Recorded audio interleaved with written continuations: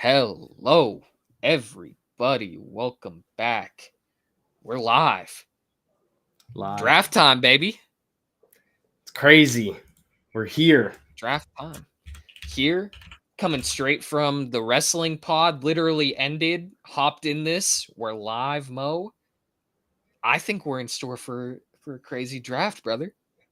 Yeah, I think we got some deals to look forward to, maybe some slides, some rises. I think this is gonna be a good one, man. Yeah, we've got plenty to talk about. Grant trade, Singles trade, holiday.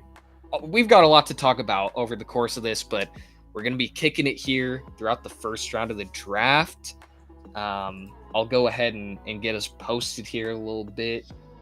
Got some music in the background, but nice little chill draft little stream ambiance for you all if you choose to join us, which we appreciate as always. Absolutely. And yeah, I wonder who this top pick's going to be, man. Could be anyone. Yeah, there's a lot of good options in this year's draft that, I mean, that's kind of fat. Like, there is a lot of good guys who could be number one in other drafts, but not this one. Not this one. Yeah, not this one. Yeah, dude, it's... I don't know. I still can't believe those greedy bastards were able to get this pick, considering what they did a couple months ago. So, bro, were we live for that, or were we? Yeah, we were live for the lottery, right? For the lottery, yes, dude. Yeah, we were, dude. That is unbelievable. How did they pull this off? Can someone tell me how they pulled this off? Bribery, probably. Blackmail. Something related to that. Blackmail, yeah. I mean, there can only be a couple things. My boy Noah, cousin Noah, said, "Have a great stream, guys." We will, sir. Thank you for that, my man. Appreciate that. Let me get this posted because I did yesterday. Yeah, but just a little 30-second. Get all the fine details out of the way. Yeah. That way we're good. It's also nice to know these first two picks are locked. Like, it's going to be Cooper Flagg and Dylan Harper. 3 is really where it starts. I think it'll be VJ at 3 to Philly. That's my guess, but I don't know. I think so too. It is a toss-up, though, after that. I do agree with that. And, like, where the hell is Ace Bailey gonna go, man? Like, he's ducking. I don't know. It's on. Yeah. What was it? Washington, New Orleans. There was one more I think he wanted to go to. Dude, probably Utah would make sense for him. I think Brooklyn is probably one that he would want to go to. Like,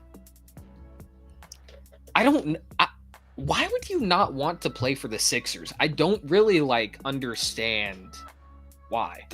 Your team's gonna be nice, bro. Like, yeah, you're gonna be competing. You're gonna be having fun.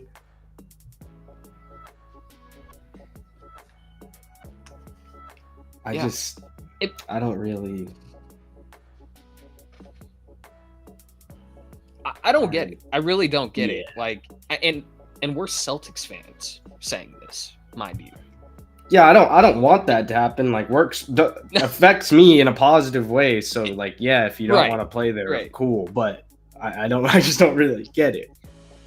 No, I mean, you're going into like a young core of Tyrese Maxey, Jared McCain, holy blank, defensive wing that they picked up last year. I'm blanking, but all this to say the Sixers are a good spot, and that's without PJ or Embiid. So yeah, I think let's see here. I've seen some stuff of, obviously, he's talked about now, but a guy I was liking when Cooper Flag was injured. Sorry, I'm gonna close this window. Yeah. Con Knipple getting some talk about maybe going a little bit early. Hey. I honestly really like that. It's like he's gonna be nice. Win now, yeah, because he's a plug and play. He's gonna come in and give you great minutes from day one. Mm-hmm. So, yeah, I don't know. I think for this. I know, man, and it's cool to know. Like, all right, these first 2 picks give us a little time to ease into this. We know what it's gonna be. There's no surprise. I'm assuming no surprise, but it feels like those 2 are locks. Dude, this thing, I'm gonna have to watch it on my phone. My computer isn't. Computer's not wanting to cooperate with me. Nah. So figure it out, brother. As we're streaming to anybody here, I'll go through the prospects. I'm using a mock draft website, so that way you can see what teams are available, who are on rosters, stats, all that good stuff. I think it's a little better than just going on ESPN and seeing the pick by pick, because that's fine, but gives a little more detail in there. Yeah, a little more oomph. And we're all about that over here on Flagrant Talk. So yes, sir. Okay, the pick is in. Wow, yeah, that was they didn't drag that one out. No, they're like, y'all know. Ryan Nembhard. Sorry. Could you imagine? You think he gets drafted? Yeah, I do. I think his stock is going up, which is great. I think Andrew's performance has really helped him. But I do. I think he's deserving. Yeah, no, for sure. I think he's deserving to get a little shot in the league. And Zag's commentary and my pops and I had a lot of talks about this too. Like, it is very rare for those players on Gonzaga over the year to have gotten the opportunity to play with a point guard that is that good. Like, yeah, that isn't common in college for a player to be that solid. So to have 100%. Gotten that opportunity is amazing. But Cooper Flag is a Dallas Maverick. Congrats. Not deserved at all. No. At all. Hell no. Like you should be punished for this. But to the Mavs fans who have stuck it out, I am happy for you. I am not happy for the team. But yeah, I mean, we knew it. Obviously, we heard all the discourse of Nico's getting traded, and they're going to do some silly stuff with this pick, but the obvious probable potential generational talent here going first. I guess this is at least a fun talk. Would you consider Cooper Flag a generational talent, or do you consider him just a very, very, very good number 1 overall prospect who's going to be an all-star, all NBA? Or do you consider him like that top tier? I think this kid is going to be the top tier, man. I really do. Yeah. It's he's been on the radar for a while. Everyone's heard his name. This kid out of Maine who what, Maine? They don't produce hoopers like that. This kid's different, man. And yeah. I wanted to see, because obviously, like, the number 1 pick doesn't always win Rookie of the Year. Like, I think he's gonna lock it in, but it's tough because his team is good. Like, his team is good, so that's in his favor. Mm-hmm. They're probably gonna be a playoff team, especially if he's playing at a decent to plus level. Yeah, that should be good enough to get you Rookie of the Year. But like, is a guy on a weaker squad gonna go crazy? Is Dylan, like, I don't. Are the Spurs gonna have 3 Rookie of the Years in a row? Like, and I'm not putting it past him. I mean, that would be insane. That would be insane. It would be ridiculous, and I think it's so difficult because I think people get it twisted that by not calling a player like generational, that it's this like insult. And everyone has different definitions of what generational is. Like, to me, it is like it sounds. It's one of a few. You aren't going to get one every other draft. Victor Wembanyama, to me, is generational. You are 7 feet tall, can shoot the ball at the half-court line. You are a defensive monster who's going to break block records if you stay healthy. That, to me, is what generational is. I don't think Cooper Flagg is that, but would I be surprised at all if I'm wrong? Hell no. Like, I think that's kind of... That. Yeah, like, he's going to be All-NBA. He's going to be an All-Star a lot. He's going to be... I think he's capable of being the best player on a championship team. Like, those are all attributes that I would give to Cooper Flagg. But I think the generational thing, to me, is, like... thrown around too much. I think that's it. It's less about... I can give you that. I can give you that. Yeah, because it's less about Cooper Flagg. Like, you considering him that, I'm not going to argue, because he's incredible and seemingly doesn't have a big flaw in his game at all. But I think people every year... Last year was one of the first times we didn't hear the word generational when talking about, like, a first pick valid. in a while. So that's valid. Yeah, but, you know, that's my stance. That's my stance. I don't want to come off as a hater. This is the biggest day of the kid's life. Yeah. No, I don't hate that at all. I'm low-key on your train. Now that you low-key persuaded me. Yeah.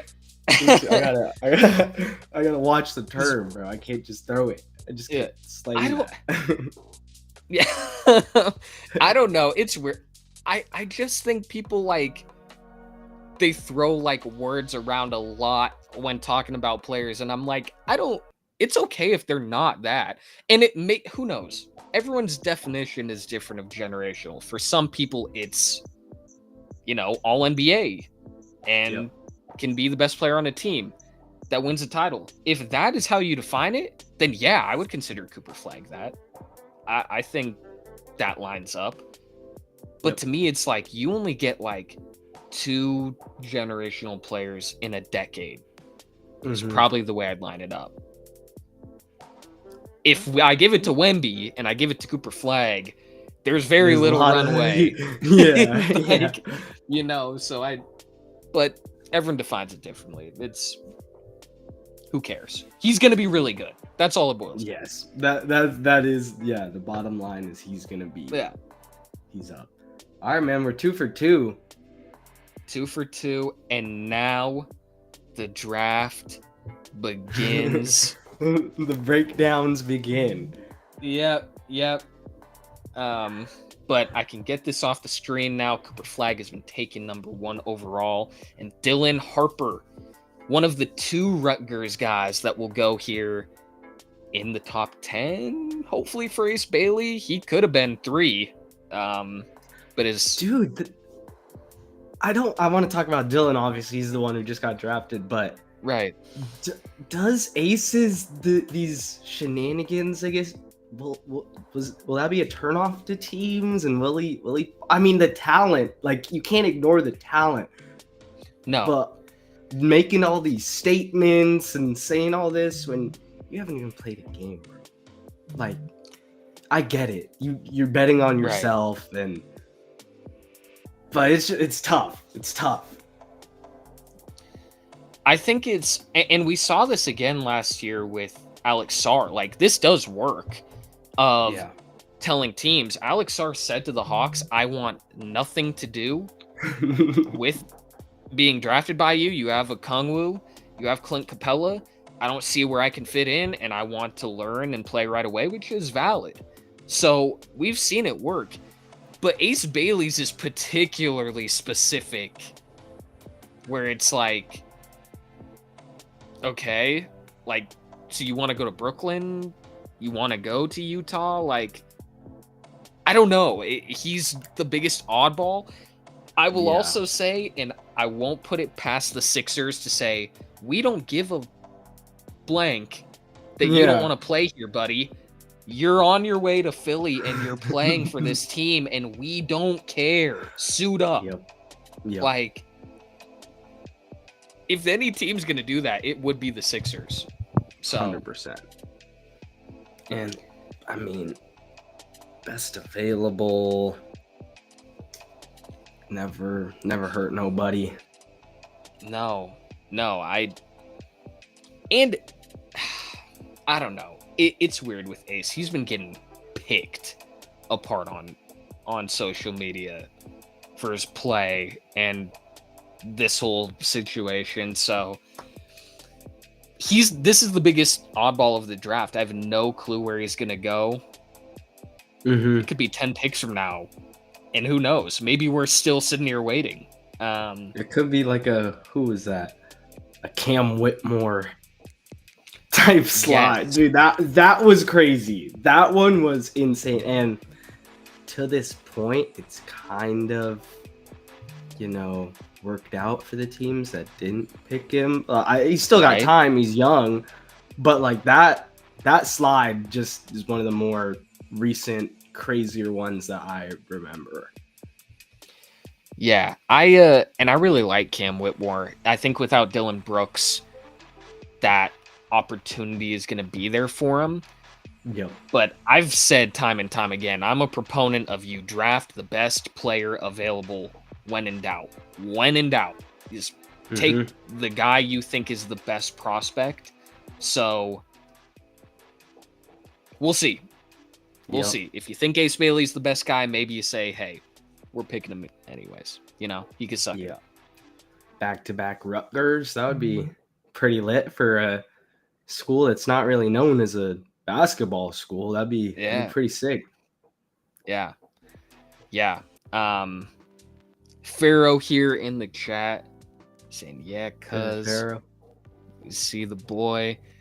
Mr. MD, Giannis to Warriors. Is this, imagine that's first reported? Shams says via Mr. MD. Mr. MD on Flagrant Talk stream. Listen, man, I don't think Giannis goes anywhere. I know everyone likes to theorize it, but I think he's set, man. I really do. He has the keys. He's built there. He has everything there. I agree. I don't think he's going, but that would be nasty. The Curry Giannis All-Star game. Alley-oop. We see that night in, night out for 82 games. I've seen a lot lately, which as a Celtics fan makes my stomach hurt, but I've seen some Derek White Golden State Warriors things, and if that happens, like, I might have to turn this stream off. Like, I'm being dead serious. Okay. It might have to go off. I was gonna wait to ask this question. Do we see a Celtics trade tonight? I hope not, bro.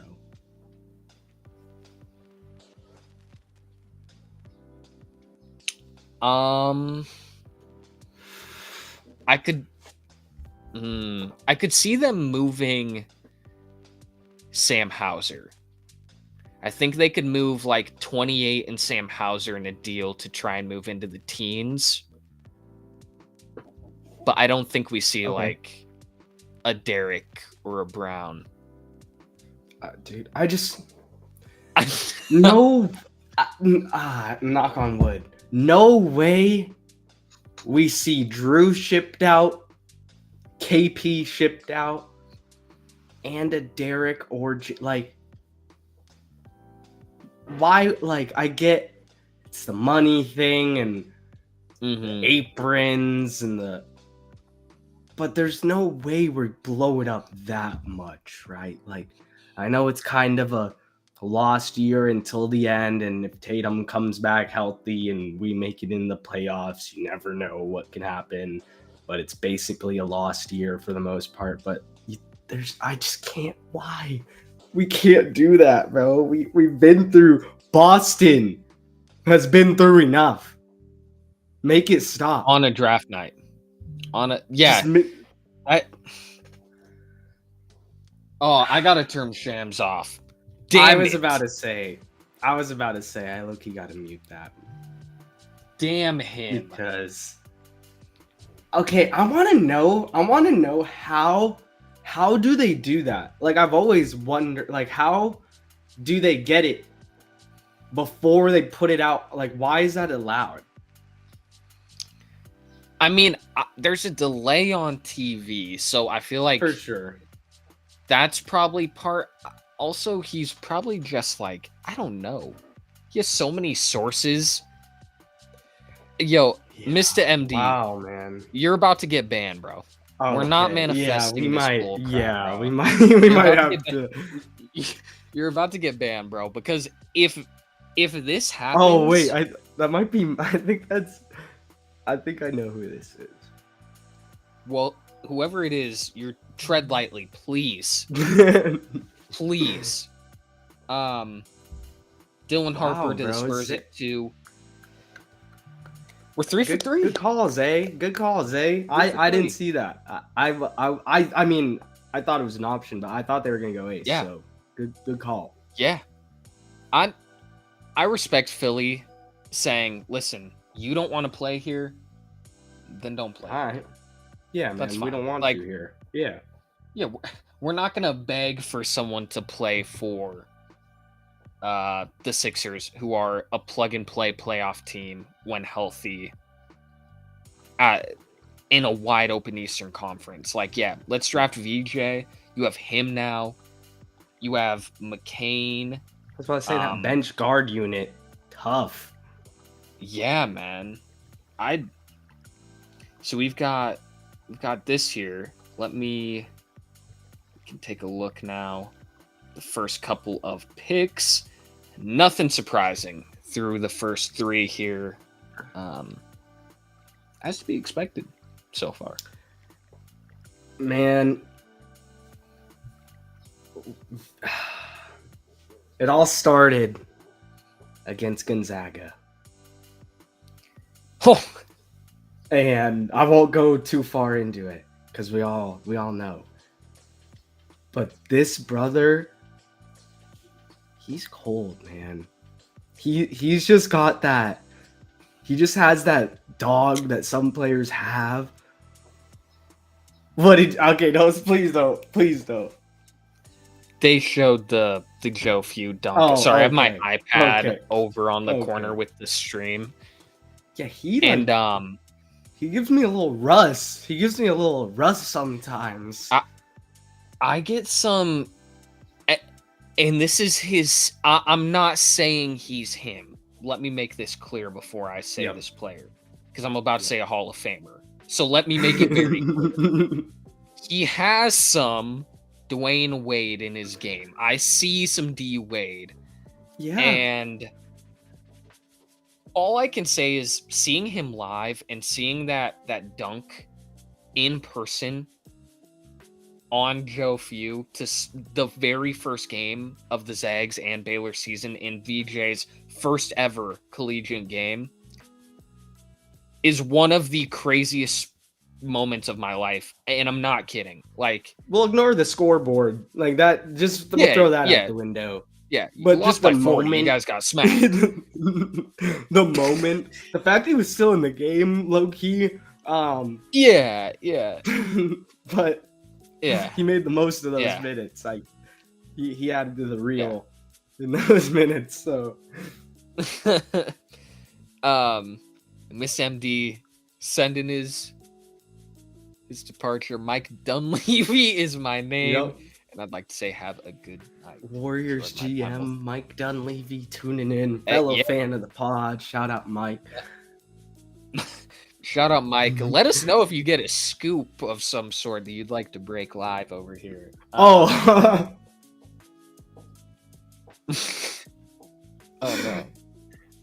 Nah, okay. Nah. Post pod. Nah. Post pod. Yeah. Okay, got you. Hornets on the board. Where do you? Oof, man, this is what a roster. Sorry, I'm hating. It is certainly a team. It is a team in the NBA. One of the teams. Celtics go. Yep. I wonder, bro. Like, do you have any vibes on this pick? You're 3 for 3. I'll let you keep shaking the 8 ball, the magic 8 ball. Never mind. I have a feeling that this is Ace. Have him and Brandon Miller as your wings long term. I think Trey Johnson here. This is Fanspo's big board, so you can ignore some of the rankings for anyone peeping. We did not make these. This isn't my big board. Trey is one of my guys in this draft. Flamethrower offensively. Like Knipple, we both love. I think can be a 40+ 3-point shooter. Yep. Can be a guy you immediately plug in to make an impact. Malawach makes sense too. He does. They traded Mark Williams already and then had him rescinded, so I could see them going for a big man. I don't think Jokic Jonas. I love Jeremiah Fears, but it's a little early. Yeah. Same with Derek Queen. I'm going Ace. I'll let it ride. I'll let it ride one more time. Could be wrong. I could certainly be wrong, but it's what I'm feeling, and thankfully I turned off Shams' noties so I can enjoy this. Yep. I got no more spoilers. I'm locked in. Yep. Because it's not fun, bro. To get the entire thing spoiled as you're sitting here, it's like, what's the point? Yeah, we can just watch this on Twitter, not even have the draft on.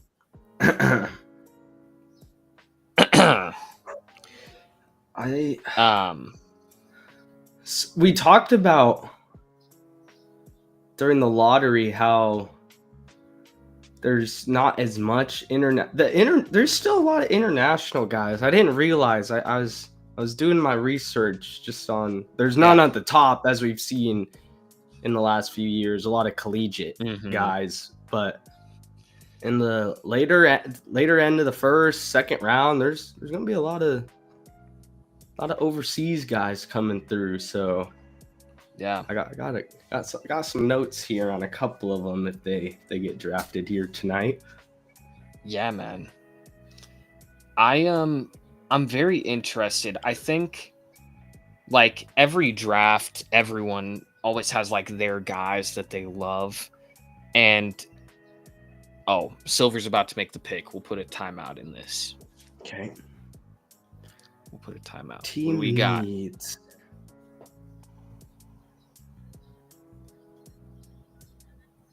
Knipple, number 4. Wow. Knipple. Wow, I love it. I do too. Second Blue Devil in the top 4 That's here. lit. Good for bro, man. Yeah, I like that a lot. I mean, like we that a were lot. talking about wings and Ace Bailey. They get a good wing here. Yeah, yeah, and you know they couldn't get our boy from the Lakers trade, so Yep. they said we're subbing, we're calling a Yep. sub, we're getting a new white boy who can light it up, Yep. and New white chocolate Knipple to is that. turn Yeah, man. things up. He's got a heater too. If you didn't know. Yeah, that's a great pick too with LaMelo Ball. Like the way that the team is structured, Knipple Yeah. is set up to succeed. Well, he does play for the Hornets, but in theory, he is set up to succeed For sure. and do Personal well. success. Yeah. Yes. I agree. Dude, Um, that's wow. I didn't think he was gonna go top 5. no. No, so the Ace Bailey slide is here, but it could be ended at this pick. Utah is on the board here at 5. If it's not here, it's got to be 6. But yeah, dude, and we'll talk about we could talk about the Wizards now.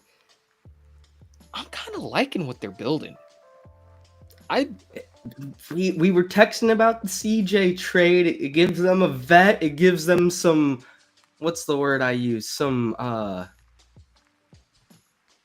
culture is what I was looking for. Right. It gives them a little bit of some direction, some light in the dark tunnels of Washington.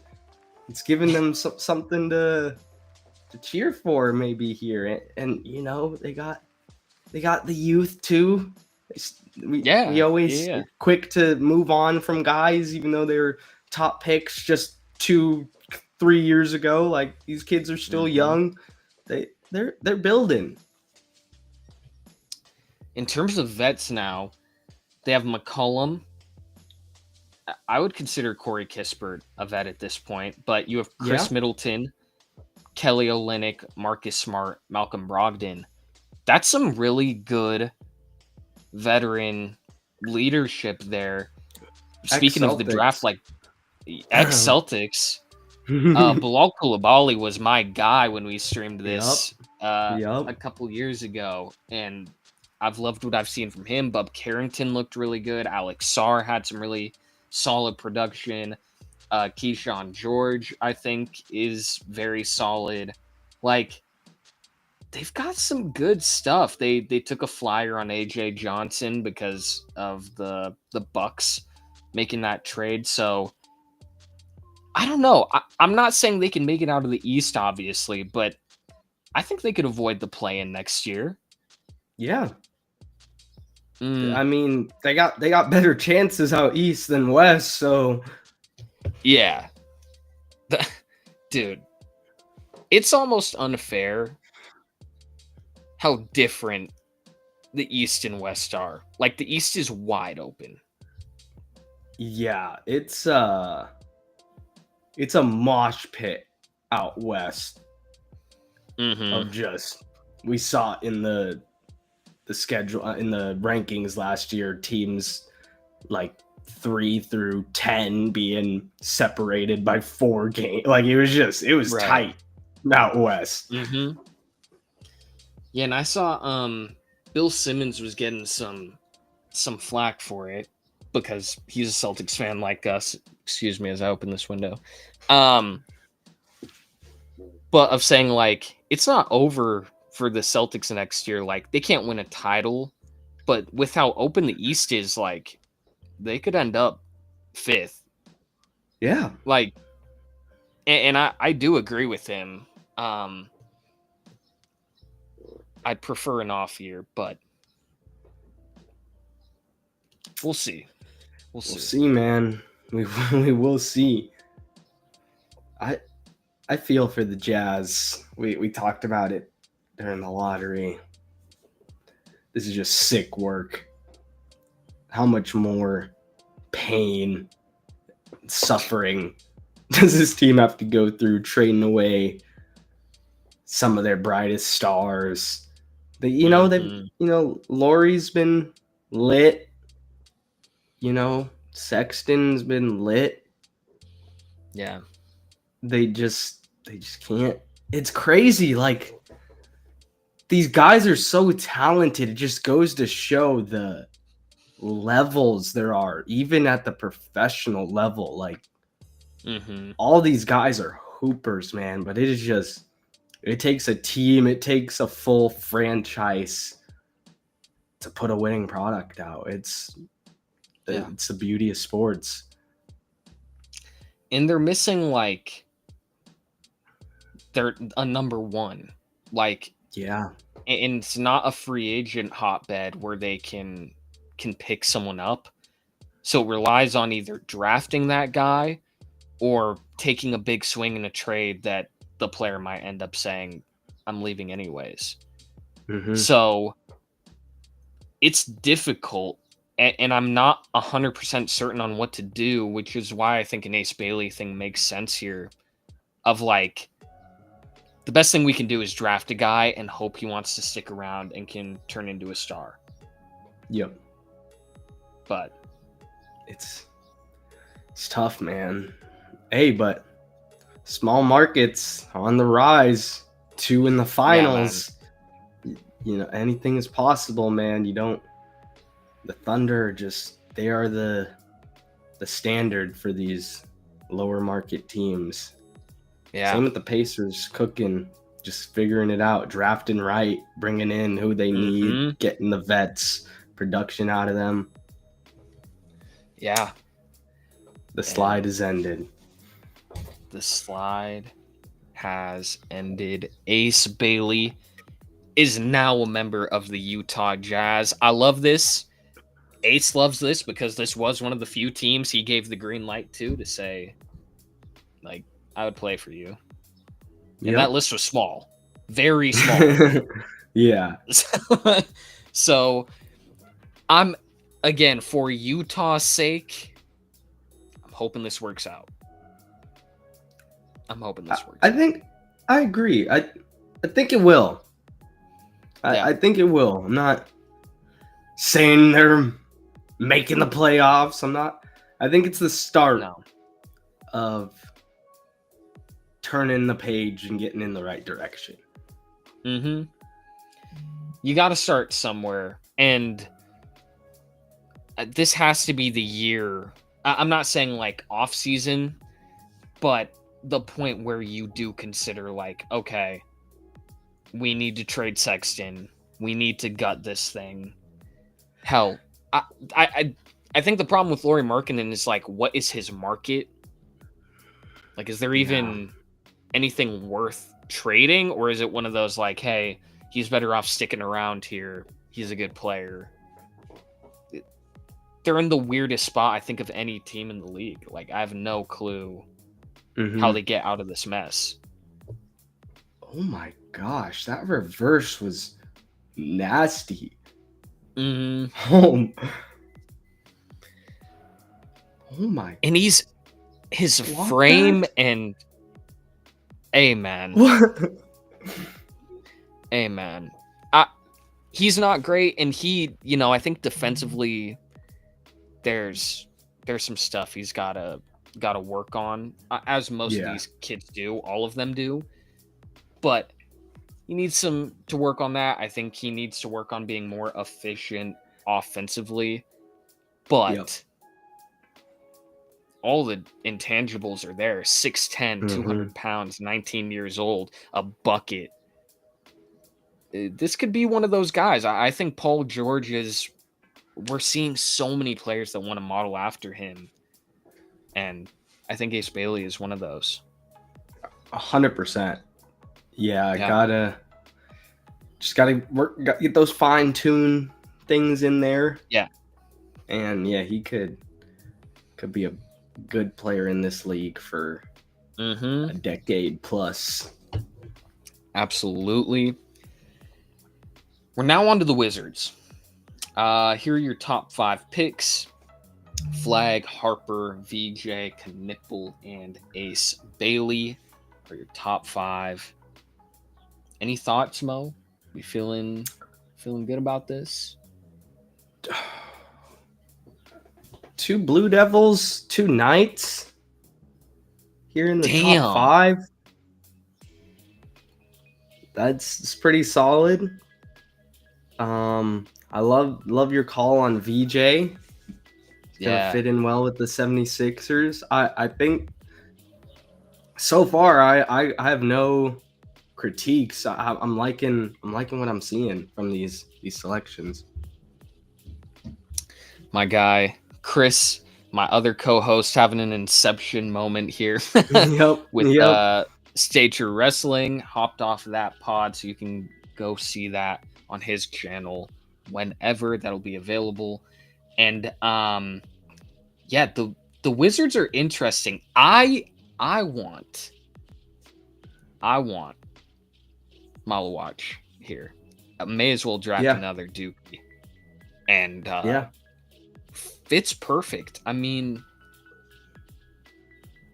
yeah, they need a big man. They do. You have Alex Sarr, but I think Sarr and Malawach could play together. I was gonna say, yes, put Sarr at the 4, Malawach at the 5. I agree. Like I think that would be a great fit for this team. They just traded for Poole, so they go with the Trey or any of these other guards that are at the top of this board. You know, they'll get minutes, but yeah, you just made that trade. I think Malawach is the right move here. Right. Yeah, I think that's the one. I do love Trey Johnson. I think in terms of guys in this class, like my favorites, it's Trey, Derek Queen. I absolutely love. I think there's some work on in terms of defense, but offensively is going to be a problem. I think Colin Murray Boyles. I really like Cedric Coward. Didn't get to see a lot of him at WSU, but I believe it was 6 games we saw out of him. My goodness, that kid looked insane. And maybe like my guy, Rasheer Fleming out of St. Joe's. I love this kid. I think he has all the intangibles to be, the guy who's drafted in the 20s, doesn't get the hype, doesn't get all this talk, and all of a sudden a playoff team ends up with him, and next year and the year after and the year after, we're talking about Rasheer Fleming. So yeah, those are kind of my big ones, and we'll see, man. Who are your favorites in this class? I love Derek Queen out of Maryland. That run was special. Demon out of BYU. I like a lot. Euro game.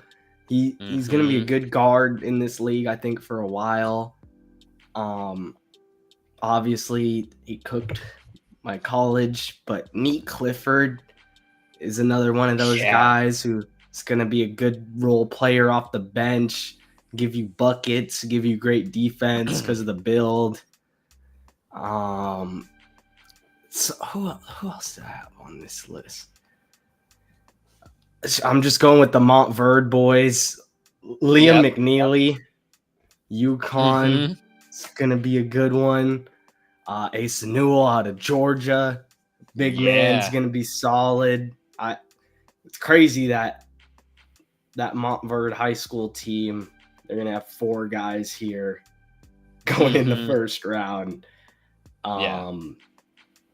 But this is I think this is going to be a draft in a couple of years we look back on, and a lot of these guys are going to be key players, key role players. Like I think this is a really good draft that we've been blessed with here.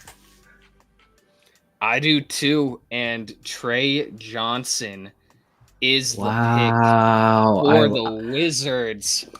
Malawaj, he fit, but he's a work in progress. He's raw. He's a big man. Got to work on the footwork and the fine details. Jumping up to this next level. You said it earlier with Trey Johnson, just a flamethrower on offense. You know what you're gonna get from him day one. Mm-hmm. Yes, he's gonna continue to work just like everyone else here in this draft, but probably the best player available. So I'm not mad. Yeah, I love this pick. I think it makes even more sense that they traded Jordan Poole, considering, you know, if you knew Trey Johnson was kind of your guy, it's pretty repetitive to have the two of them on the same team. So I really like this pick. I think Trey is one of the guys in this class who has the upside of being a 20 to 25 point per game scorer at the next level. The kid's 19, 6'6", 190. You know, obviously is slimmer in his frame, but he could bulk up like even 10, 15 pounds. And if not, I think being more slithery is not a bad thing offensively. So love this pick. One of my guys off the board. Yeah, we did our college players to watch during March Madness, and Trey was one of them. Just watching the highlights now, he's just smooth on offense, man. Some guys just look good with the ball in their hands, and he's just one of those players. And like, I think too, one of those players like Damian Lillard, like Trae Young, where he has this ability to put shots up from all across the board or all across the court, and you're not really upset with any of them. Yeah. Like, that's his upside. Now, as a rookie, I really like this landing spot. This is definitely one of my favorite picks so far. 6 in, but yeah, I'm a fan. Yeah, we talked the Wizards. We're getting somewhere, man. He's got some good guards, some vets to talk to help push him. Learn some D from Marcus. Learn some O from CJ and defense too. Like, it's just, I do like this pick a lot. I think it goes a long way too. Like, people discredit, or I don't think recognize how important it is in those locker rooms to have those vets. Like, as you said, having Marcus Smart say, listen, I know what you can do offensively. Yeah, you could teach me things offensively. Like, your bag is that good. But defensively, this is where I can help you. I can teach you how to read these passing lanes better. I can teach you how to play better off ball or on ball or whatever that is in a zone or any of those things. Like, that's a defensive player of the year who plays at the same position as you. So getting those opportunities to learn with someone is great. We know what McCollum can do as well. I do feel kind of bad that he's here, but I think he's going to be able to make the most of that opportunity. So A+ for me. I love this pick. Yeah, I'm on. We're cooking here so far. 6 picks in. The Pelicans. They got some question marks of their own. Yeah, and yes, they do. They got to hit on this pick here to just ease the tensions, ease the nerves in New Orleans. Their big thing too is like they just can't stay healthy. Like, the talent is there. That roster is full of talent. but that doesn't mean anything if they're not on the court. So yeah. We'll see. But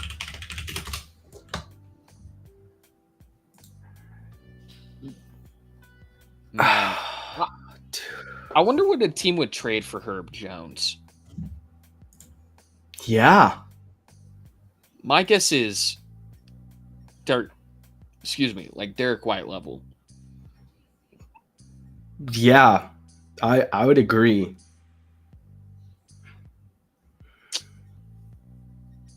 Man. I forgot how much money Poole is making. It's a pool party. I like him, and I want to see what DeJounte brings this year. After not really getting, giving the new fans what they deserved. Injuries suck, as you said, but it's a solid team in theory. They're out west. Right. Doesn't help. No, go ahead. Just looking at the roster, I'm feeling Maluak, man. Or Derek Queen. I would like Derek Queen. I'd be cool with that too. Let's see. Jeremiah Fears. I really like that pick as well. Okay. Wow. It's a guard party. Oklahoma. Yeah, it really is, man. Another guy, talk about put the ball in the hoop. Jeremiah Fears is one of them ones. He was big for this squad down the stretch throughout the season. Just talented offensive player. I'm surprised by the pick, though. I'm a little surprised. I don't know if you saw what DeJounte Murray said. I forget whose podcast he was on, but it made it feel like he's good in New Orleans. Like he's kind of ready to move on. I could see this as one of those like, hey, we want you to get healthy, improve your trade ability, and then we'll get rid of you. And now you have Jeremiah Fears who can go out there and take that similar spot. Yeah. But I'm kind of with you. A little more surprised by. I think this is the most surprising so far. Yeah. Man, he's cooking off the pick and roll. I'm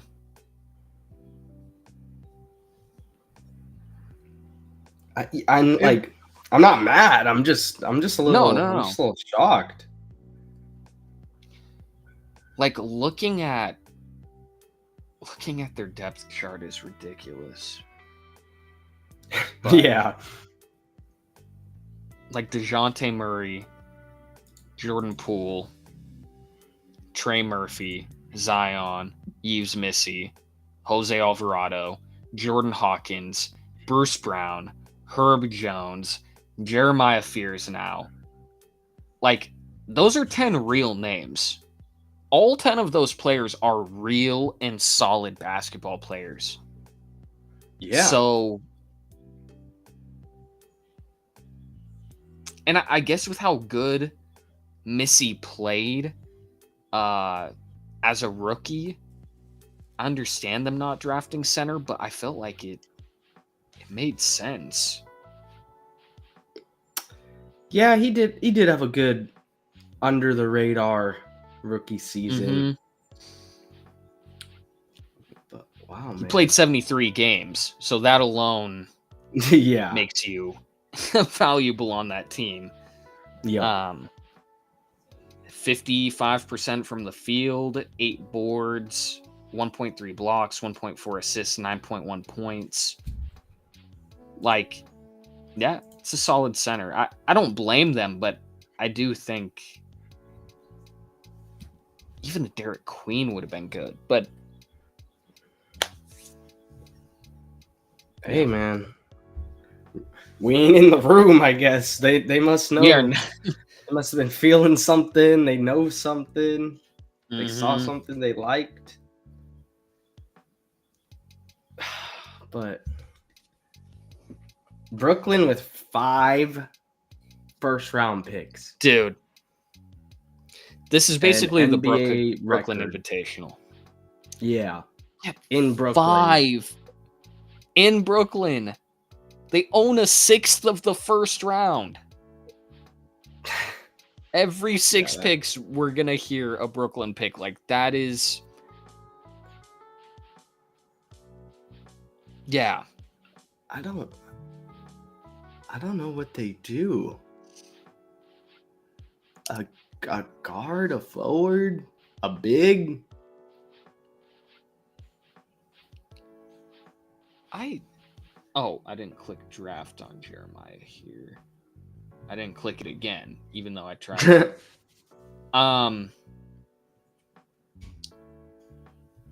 This is interesting because, in my opinion, Claxton may as well be wearing a Lakers jersey. It feels like it's going to happen. Yeah. But having all these picks, you could get freaky, bro. Like, there's really nothing holding you back from being like, we're going to take Colin Murray Boyles because why not take the swing? Yeah. They may as well draft a whole starting 5. Yeah. Go guard, go forward, go center. Yep. Call it good. Yep. Yeah. Like, you have so many opportunities to do something. They're gonna trade, I would imagine, at least one of those back. Maybe. You got the capital. If you have a good deal on the table, that's gonna increase that capital down the line. May as well. And like pairing that with like a Cam Johnson, we've talked about as a trade piece for years. It feels like. Yep. Claxton as well. I don't know what D'Lo's market is. Yeah. I have to be honest. So I don't know. Maybe they draft and use all 5 picks and go, we're gonna find someone. One of these is bound to hit. Yeah, like I do love Asa Newell a lot. Had to send him packing with my Zags, but it's a hell of a player. Yeah. Damn good draft, man. I wonder what OKC does at 15. The fact they just won the chip and they have the 15th pick is...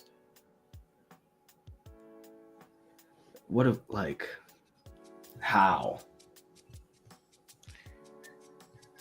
It's the grade they talk about in the Bible.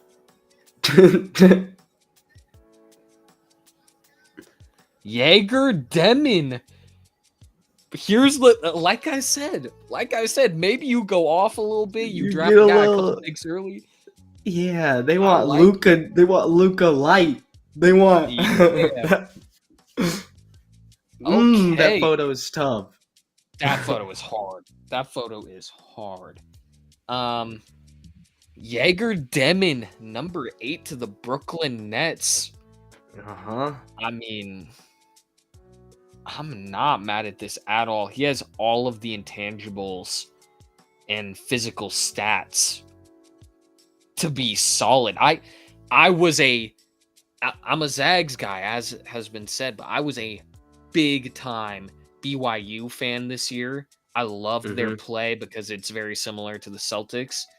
And Jaeger was one of those reasons. Like, a big part of that.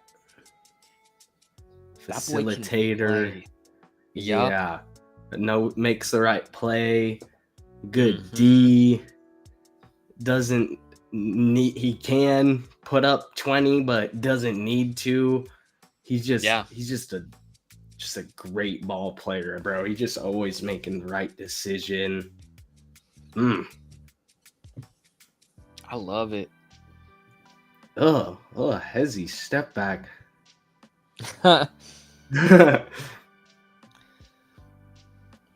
I'm a fan, bro. I like the call, man. Get a little freaky. You got the picks, dude. They did. Yeah. Like, listen, Jaeger's our guy. Let's not play. Not play. Man. Good for Bradley him. Went to BYU. I didn't know that. I did not know that. You learn something new every day. Raptors, man. They were in the Durant sweepstakes. Yeah. That would have been cool. They're always aggressive. Always aggressive. So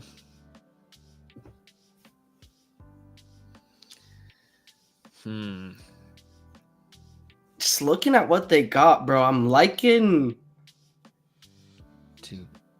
a big here for them. Yeah. No more Kelly. They got the best bench player in the league in Grady Dick. They got Cook. They're like starting five is basically solid set unless they make some trades.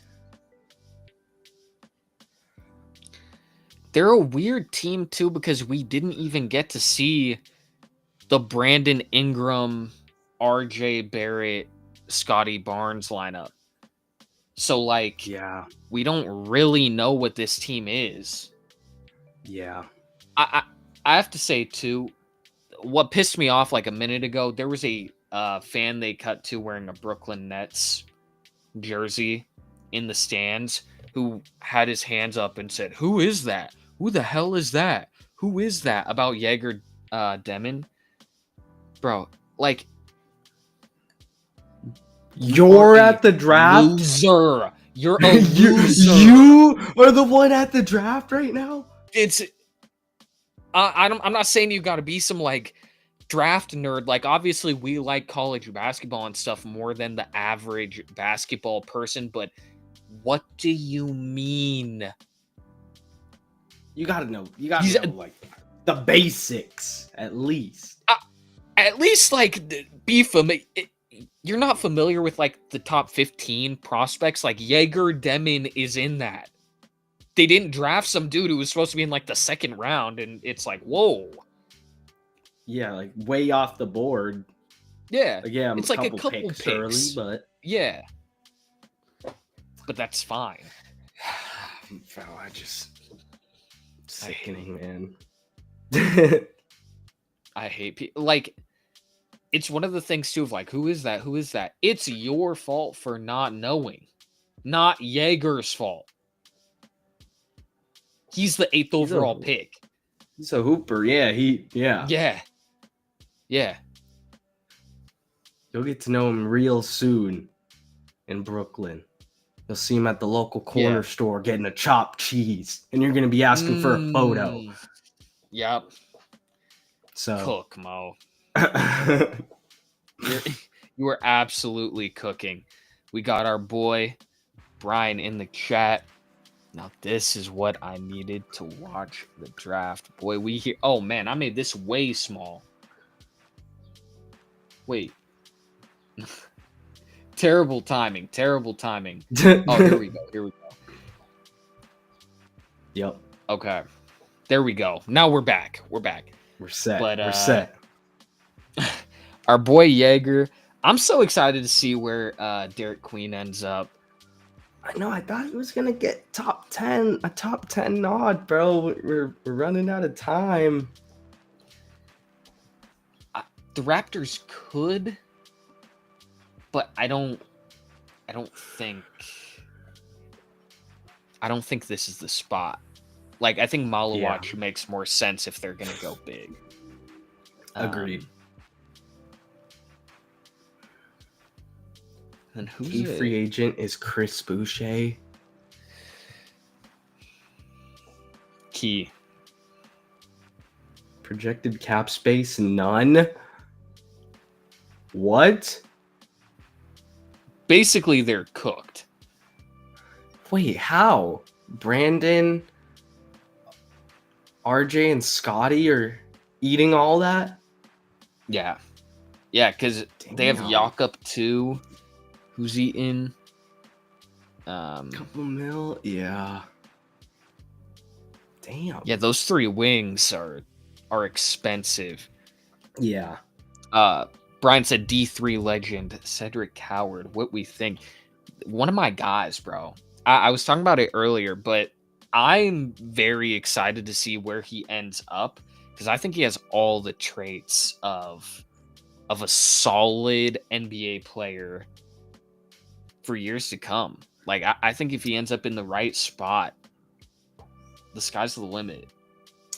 I'm glad we didn't see him in that Boise State matchup because we got worked a little bit in that one, and it could have been bad if he was playing. All right, Adam. The Raptors. Colin Murray Boyles. There's the swing. Wow. Was waiting on it. The 9th pick in the draft. Yep. The South Carolina Gamecock. Again, one of my guys. I like this pickup for the Raptors. They get exactly what they need. Another wing. Yep. Hey, Masai Ujiri loves his wings, man. If he had it his way, he would run 5 wings, and his entire bench would be comprised of them. No need for a guard. No need for a traditional big man. They're not playing that team. We're just killing you with length and quickness and two-way players. Yeah, we're just a two-way 5 unit. Yeah, I like this pick again. This was a guy who I think has tremendous upside.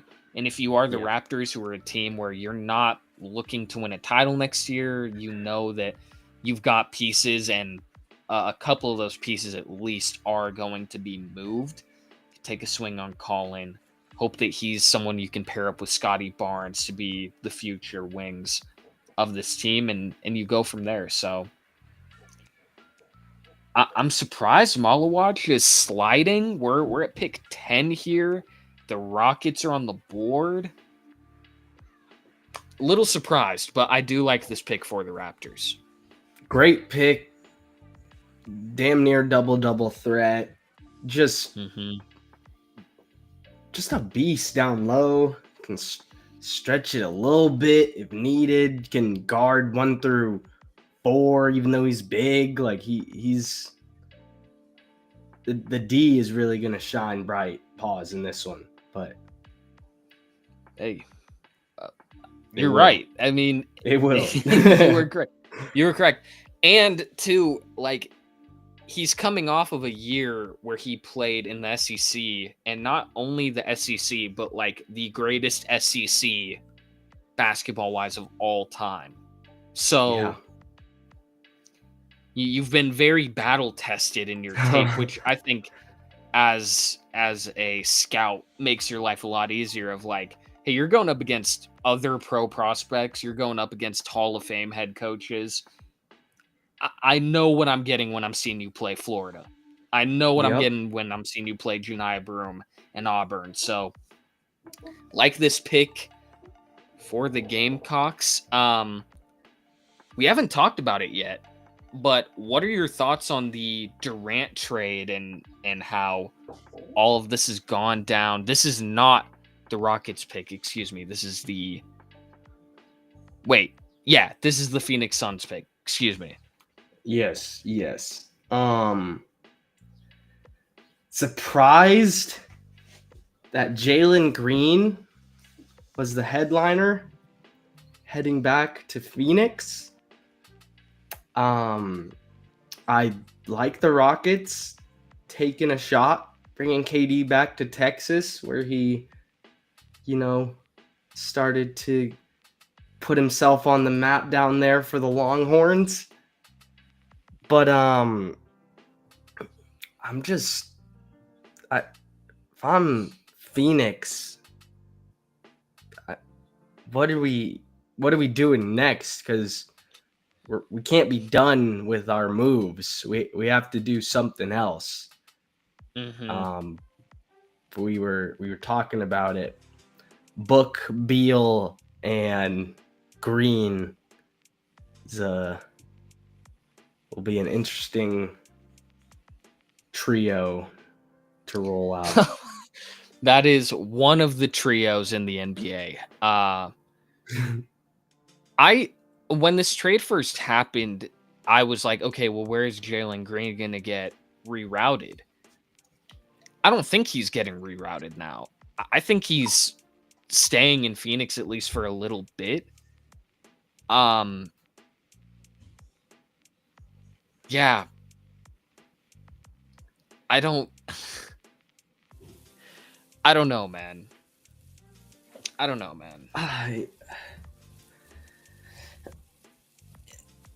In terms of win now, obviously liking it for the Rockets, but long term, I just hope that this pick doesn't come back to haunt them a little bit. Yeah. Yeah, I mean, I know there's a lot of discourse about trading Devin Booker because we are at a point in the league where, like, anytime a superstar is in a bad spot, the instant reaction by, like, people on social media and podcasts and everything is, okay, trade them. And that doesn't have to be the case every time. But I'd like to see Devin Booker play meaningful basketball. Like, he's a top 10, 15 player in the league, and ever since making the finals, like, there's nothing really there. So it's been straight downhill, man. I do love what that Rockets lineup is. It's a damn good lineup. Yeah, and they signed Fred Van Vliet today to I believe it was a 5-year, $50 million deal, which is amazing. Like, that is incredible value for what Fred Van Vliet provides. I don't know. You've got to put the Rockets up there with the best teams in the league after the Durant deal. I agree. That team is, and when you got Ime back there, I mean, we know, you guys can go far, make it in the playoffs. Damn good coach, damn good squad. Just gotta hope it clicks.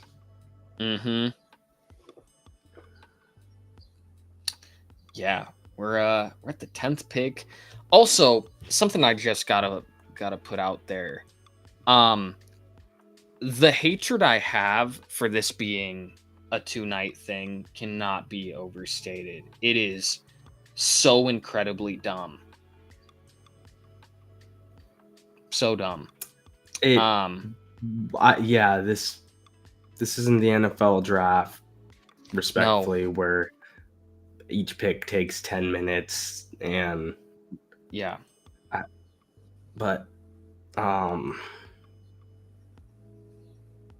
It's messed up again. I'm trying to reset this because I may or may not have messed up the trade thing and tried to play it off. But I love it. Malawach, yeah, number 10 to the Rockets. He is a top 10 pick, Mo. It did end up happening, but 3 Duke Blue Bloods, first 10 picks, and yeah, the Suns we're really in need of a big. Nick Richards is currently listed as the starter.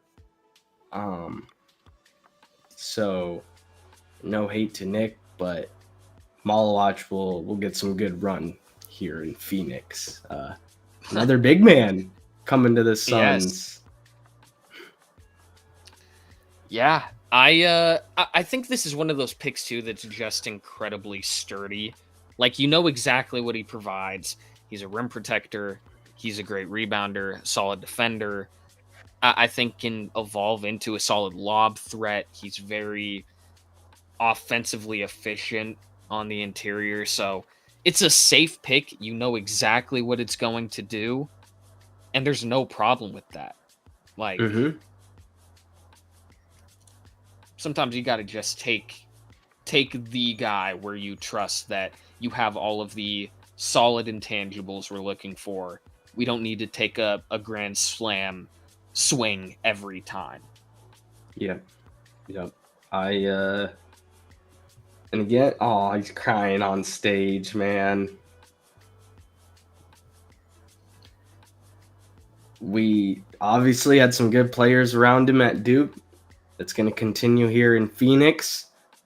And I just think this was one of the better landing spots for the kid. Speaking of, we have a trade. The Hornets are trading Mark Williams, like we had talked about, hilariously enough, to the Suns for the 29th pick tonight and a 2029 first round pick. Wow, so to the Suns? End up going, yeah. So they just drafted. They now have 2 big men going forward. They to work with. Okay. I mean, dang, no more bull shine in Phoenix. Yeah, Shaq will be very disappointed and make it clear that he's disappointed. Yeah.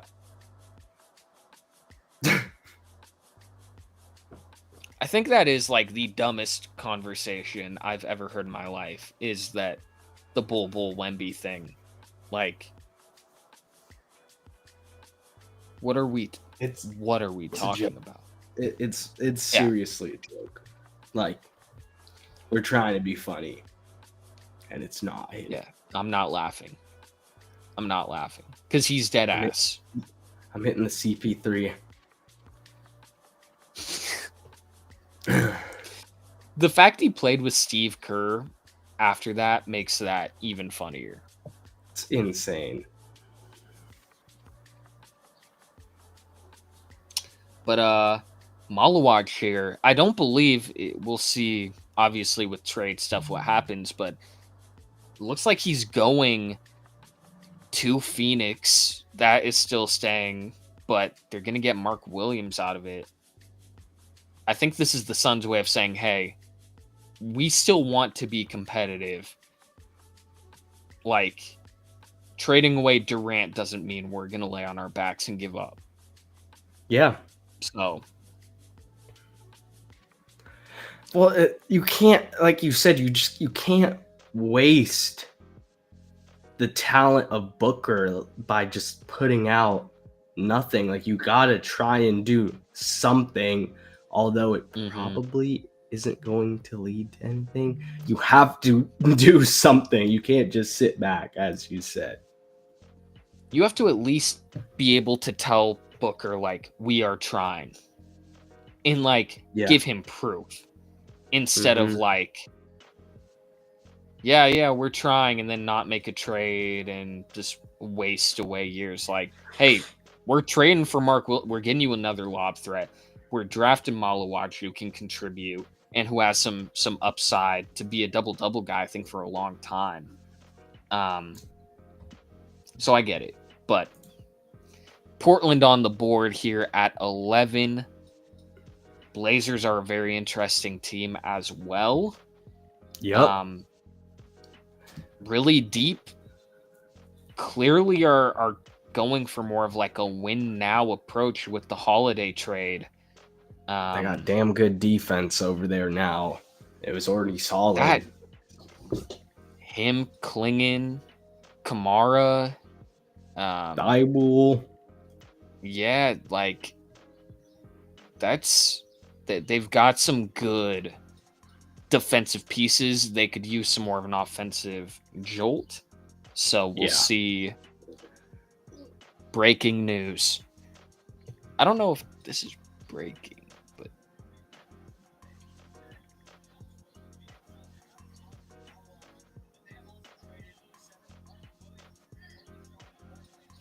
just talking about Mark.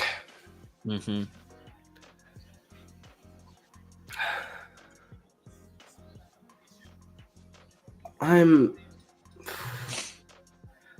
I'm curious to see what the Trailblazers do here, because they got Ayton, they got Klingon, they got Rob Will if he's healthy and is needed. They got Drew now. They have Scoot. Like, as you said, they have a lot of depth. Yeah, Shaden Sharp. I know they gave us Simons. Do they try and cover the lot? Wait, what? Grizzlies?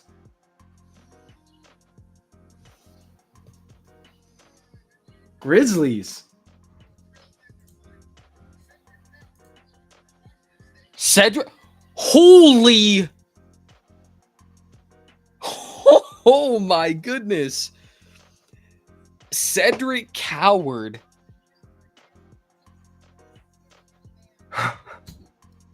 At 11.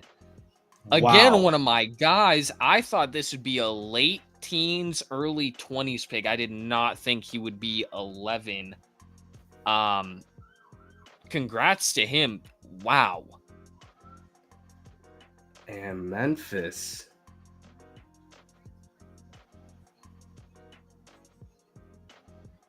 Okay, I was right. It was 6 games. Come on, boy. First Coug drafted in the first round since Klay Thompson for SETI at number 11. Man, that's crazy. That is crazy. So, okay, now I need to figure out, how is this the Grizzlies pick? What? Yeah, I missed that. I have no sound, so I've just been lip reading. Oh, why do I not have closed captions on so I can? Yeah, I can at least read. Yeah, what did Memphis just do to get this? Because where were they? They originally were at. Is this part of the 16? Is this part of the Desmond Bain?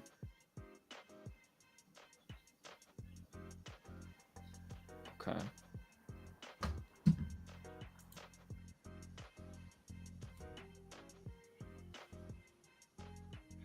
Moving up 5 spots.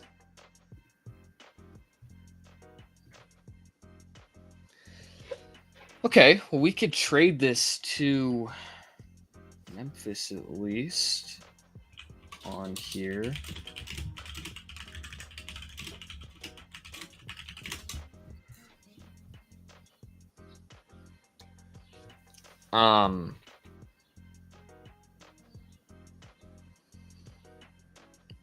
Yeah, how the hell did this happen? Because they got 16 through the trade with the Magic. Mm-hmm. How did they just jump up to 11?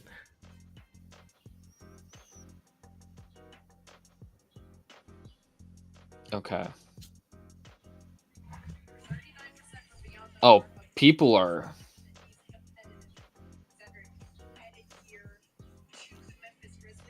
Yo, Ace Bailey did... Okay.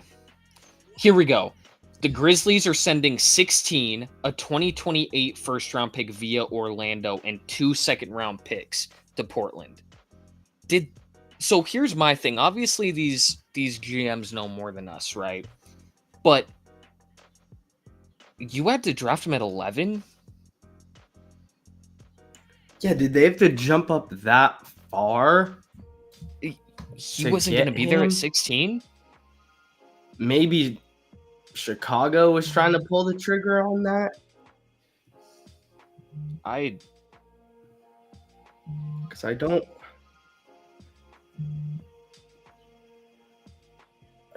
Yeah, I'm our second big shake of the draft. That's a big one. And I now that the shock is wearing off, I love this pickup for the Grizzlies. Yeah, for the Grizzlies. This makes sense. I love Cedric Howard. The trade is I don't know. It's a lot of picks. It's a lot of capital that they you just have to got have been for confident. Right. Like, they had to have felt like, no, he's going to be gone by 16 and we have to get him. Like, that's the only reasonable way you could explain this. Because who do you have up? You have the Bulls, Hawks, Spurs, Thunder. Those are the in-between picks. The Bulls could have taken him. They could have. Yeah.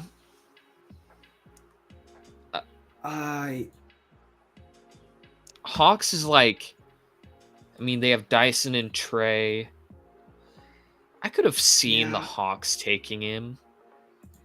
Yeah. Spurs with Fox and Castle. It's possible. The Thunder being the Thunder.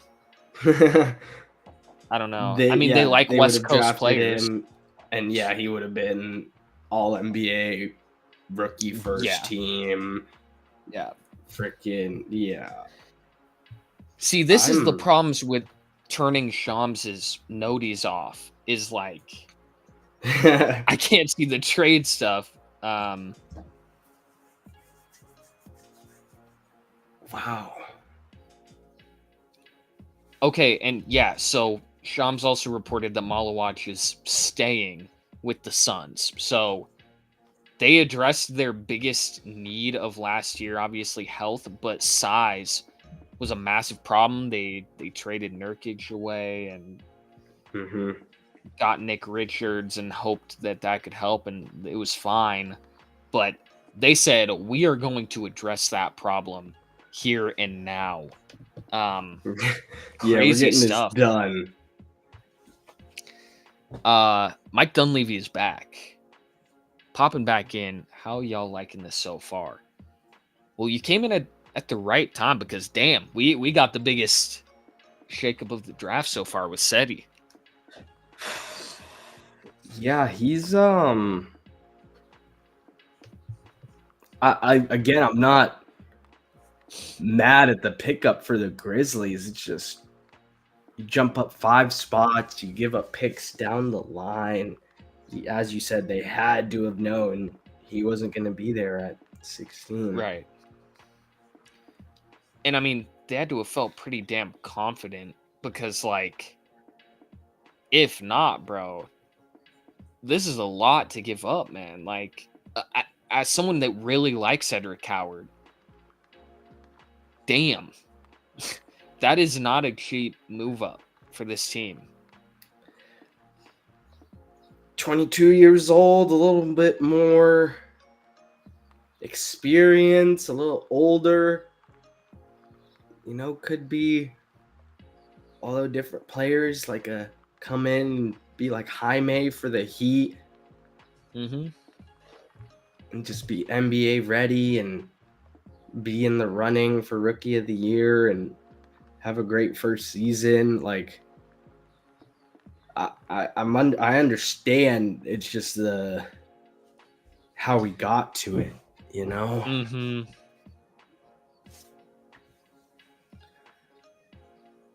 Bulls nice and young. Noah Essengay, yeah. All right. Ooh. Our That first is the most Bulls. overseas. It's a very Bulls pick. They love to take a swing on players and then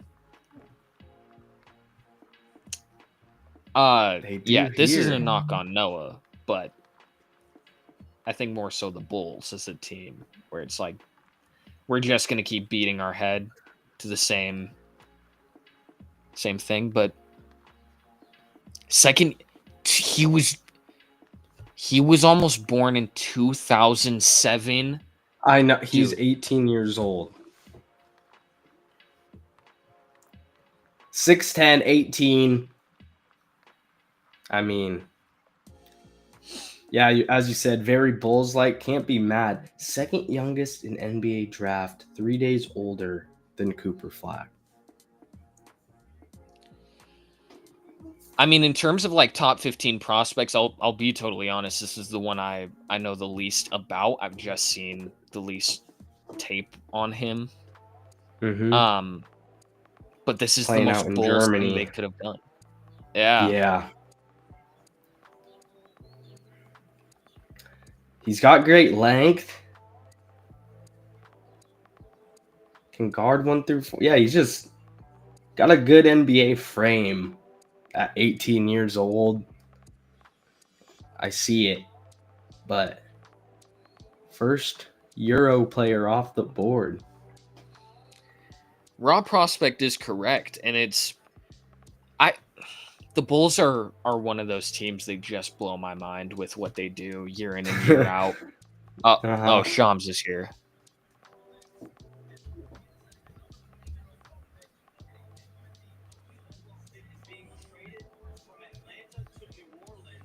Wow.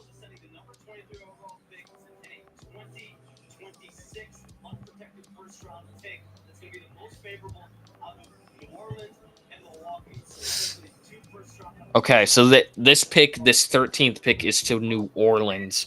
The Hawks are trading it.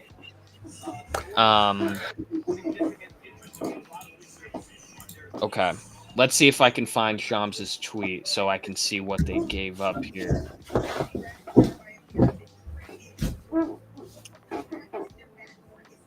All right. The Hawks are trading the 13th pick to the Pelicans for 23 and an unprotected 2026 first rounder, most favorable of New Orleans and Milwaukee. Okay. So you jumped up 10 spots. Okay. Let me make that trade now, so that way it's set. Are they going to take Jaku Jonas? I could see that. No way they go another big after just trading for KP. As you said, got Big O, got Clint. Well, this will be to New Orleans. Oh wait, sorry. Oh wait. Yeah. So I think big man's. I think Derek Queen is in play here. Yeah. Yep. 100%. Yeah. Okay, let me make this trade now, so that way it's.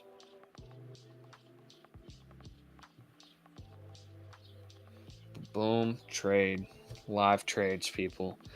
It's the top 12 picks of the draft so far. Cedric is definitely the biggest surprise. Yeah. So Pelicans already got fears. Yeah. Who will they be pairing with? I feel like it's gonna be a big, and that leads me to believe it's either Derek or Asa. I would love Derek on this team, man. I would too. Him and Zion. That team would be, yeah, those young Bulls. And they have the defense, I think, to make up for some of Derek Queen's. Like, he's not a terrible defensive player, but he's not this like big physical rebounding, rim protecting presence. That's not what Derek Queen would be getting drafted for. Yeah. So having Herb Jones, Trey Murphy, Zion, those defensive pieces, I think it makes the most sense to draft Derek here. I don't think I've been right yet, so we'll see if that trend continues. I don't know. After the last couple picks, I'm putting nothing past. Okay.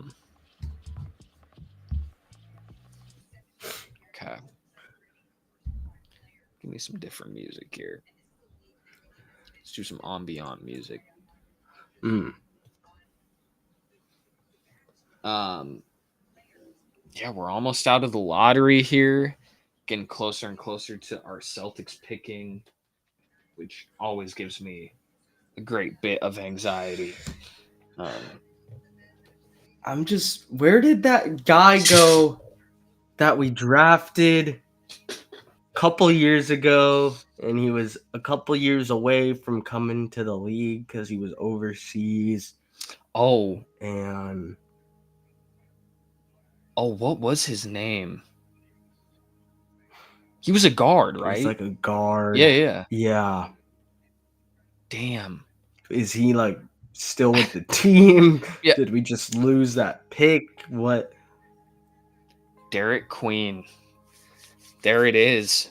We heard it, Mo, and they responded. All right, it's about time. Yep. Love this. I love it. Fears and Queen. It's a nice two-peat out of the lottery here for the Pelicans. If you're gonna get aggressive, Jeremiah Fears and Derek Queen, I think is the way to do it. Get them back on track. Hopefully they stay healthy. It's their biggest thing. Yeah. And that sucks because there's little you could do about that. Like that controversial game winner, that bucket was still cold. I don't really care. Yeah, I forgot that there was controversy with that. Guy like me saw my boy hit a game winner and said, "Don't matter to me. Look good. Didn't affect my team." Yep. It's in the highlight books. Yep. That on the tape. It's in the March Madness best moments. Yep. So, in 5 years from now, when they include that, no one will talk about it. Yep. 16-9, a block. Oh, Dunleavy with the report. Mark to the Suns. How we feeling? I think it's good. They're addressing their biggest need. I like it. Yeah. Yep. Like they're set guard through wing. They really needed a big, especially after getting rid of Nurk. And they got two now to work with. Yeah. So I always respect to see it a lot in like baseball drafts, but getting aggressive about filling a specific position and just going all in on doing it. Like I remember a couple years ago when the Angels drafted all pitchers and they're like, we're going to hit on one of these. Our weakness is our bullpen and our starting pitching. We are going to draft every pitcher we possibly can. It's basically the equivalent of the Suns this year of like, we're going to draft a guy and we're going to trade for a guy and we're going to fill that need in one off season and move on. So we're going to keep moving forward, keep pushing. Spurs pick now to close out the lotto.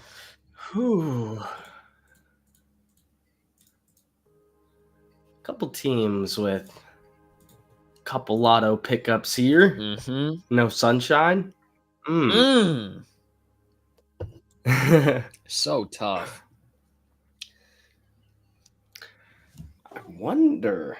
Damn, Derek Queen would have been a great pick for the Spurs. Yeah, another big would be nice for this team. Mm-hmm.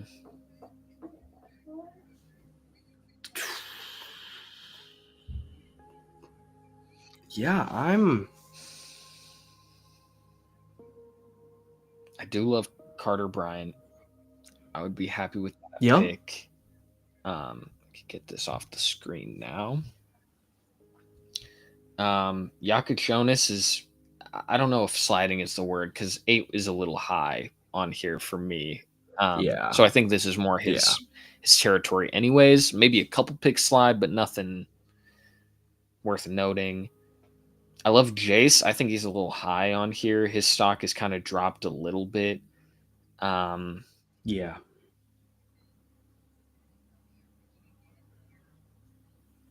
I don't know what the Spurs do here, but we're about to find out.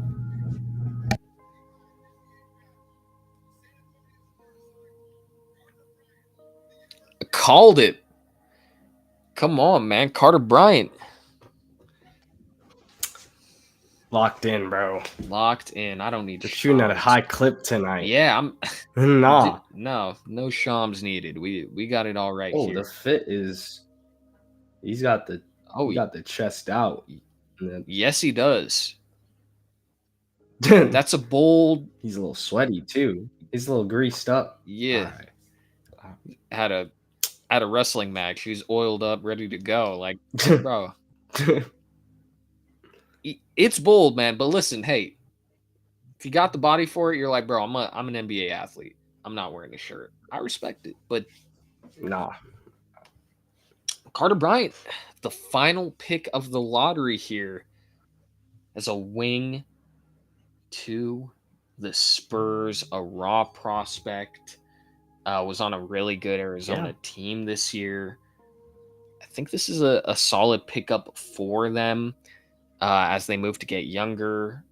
Obviously, have had more veteran wings, so drafting a guy like Carter Bryant, potentially someone you could play with Sohan, and obviously Fox, Castle, Wemby.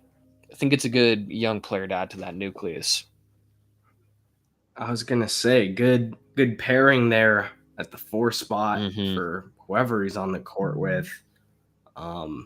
Young, gonna develop, gonna continue to build that game, but got the pieces there. That can do a little bit of everything. So it's weird, bro. People will be like, what?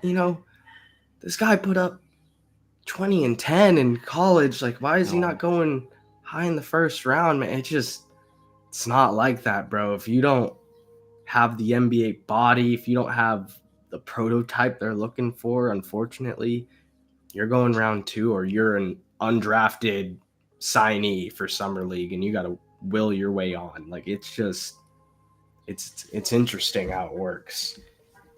I will never forget having a back and forth with someone when Derek Lively was picked, because someone was like, oh my God, like these are his stats at Duke.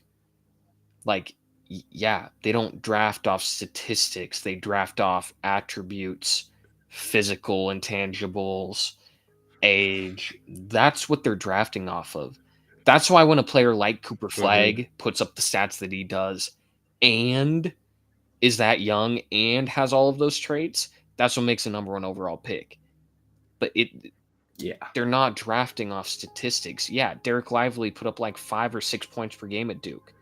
He's turned out to be a pretty good NBA player so far in his first couple of years. Like, so are a lot of these first round picks we're going to see tonight, in the future, in the past. It's just how it is. Yeah, like, it's so, I don't know. I always have to remember that there are people who are like morons about basketball. and it sobers me up sometimes to see people where you're like, dude, you just have no clue what you're talking about, like, at all. But they say it proudly. Yep. But Carter Bryant closes out the lotto, top 14 picks in the book, and the champions, the Oklahoma City Thunder, are about to add a 15th overall pick to their team, and they have Topic next year. So I was about to say, yep, Topic loading, Shea coming off winning everything, J-Dub taking a huge leap, Hartenstein coming over and just being an amazing free agent signing for this team and adding to their big man depth and what they can do. Like, they could pick whoever they want here, and it's gonna probably be a good pick. Like, it's stupid. It's unfair. I will say, I think Asa Newell out of Georgia and Thomas Sorber out of Georgetown would be the pick for me. Isaiah Hartenstein isn't on a long-term deal, so while he'll still be under contract next year, I think having a long-term player, like, you're not filling a need with this pick. You are adding another piece, and having a guy that could potentially play next to Chet might be something you have in mind. Having a backup center who can play behind Chet is probably what you're looking for. I don't think you need Jokic Jonas again because, as we said, Topic is on his way next year and will be available. Cason Wallace, they just don't need him. So, dude, Wallace was hooping in the finals, man, in the minutes he got. And we talked about him too, dude. Like, his defensive intangibles are incredible. For him to be this good already, it's insane. Like, are they going to miss? Like, they have 2 first-round picks here in this one. Will one of them miss? Or are these guys going to be role guys for the Thunder in 4 or 5 years? It's such an insane spot to be in, where, like, you don't have big cap problems because your guys are so young. You don't have like a lingering need that needs to be filled. You don't have injuries. You're, like, ready to repeat and get a 15th overall pick on top of it. Yeah, man. I didn't realize they had 2 first-round picks either until I just looked at the board again. Dude, we talked about it, I believe, but just one more time. Do you know off the top of your head how they got these picks? I don't know if I want to know because it might make me sick. Let's see.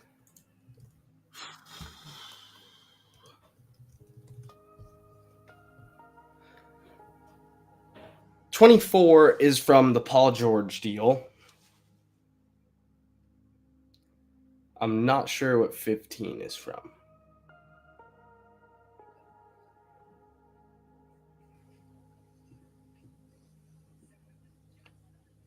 Let's see here. 15th via Miami. There's got to be a way. I know, I wish they made it easier to find this stuff.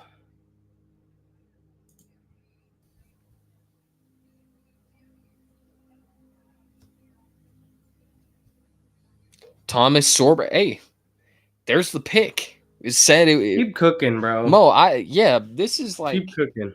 I think it's to close out how goated we were with March Madness. Put up a hell of a performance. Just continuation. Yeah, like, this is the end of that season, so next year we're in for a doozy, but this year we're cooking a little bit. Love Sorber. Young, he has some great lob abilities too in the pick and roll. It's just so stupid that they get to add another very quality player that they don't need. Like straight up don't need. They have Kenrich Williams and Jalen Williams, the other one, already, who are solid big men pieces on top of their main two and Chet and Hartenstein. Like, it's unprecedented. It is what they have right now. Like, it is like, it's too good to be true, but it's true. Like, I just we made the video a couple months ago that they're the next dynasty team, and there's one ring down. I mean, man, I'm glad it's not like we called it. That was like picking a haystack needle out of a haystack, a piece of the haystack out of the haystack. Not too hard. Right. But I'm glad we put it up just for the future generations to see. To let it be known. It's happening. Yeah, it's happening. Bro, I know this sounds dumb. If I'm Thomas Sorber, there is a piece of me that's like, damn. Like, it is going to be hard to get those opportunities. It is going to be hard to crack a rotation, to become a starter, to do any of those things. Like, you're with a team that won a title, and most of that team is coming back. And young, too. Yeah. Like, it's not like, oh, this guy's aging out. Like, in 2 years from now, it'll be my spot. No. Chet will still be there. Like, yeah, there's no passing of the torch. Yeah. So you get that trade-off of like, okay, on one hand, we are going to get the opportunity to play for a team and win a title year one of me being here, but it would be bittersweet of like, well, I don't know what my role is, but we'll see, man. Great defender. Can score the ball. Can rebound. Yeah, this is it's getting a little bit ridiculous. Just a little bit. Yeah. This is one of them ones.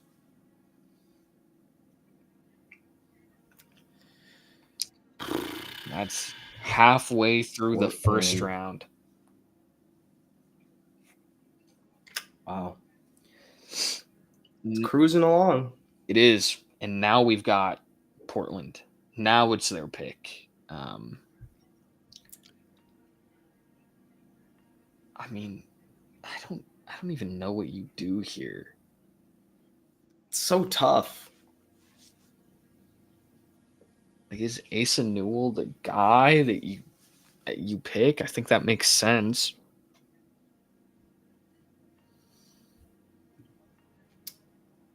Yeah. Building a team. I mean, you don't need a guard. Jokic Jonas keeps sliding, but it's like I don't think this is a spot for him either. Yeah, they don't. They're fine at guard. Mm-hmm.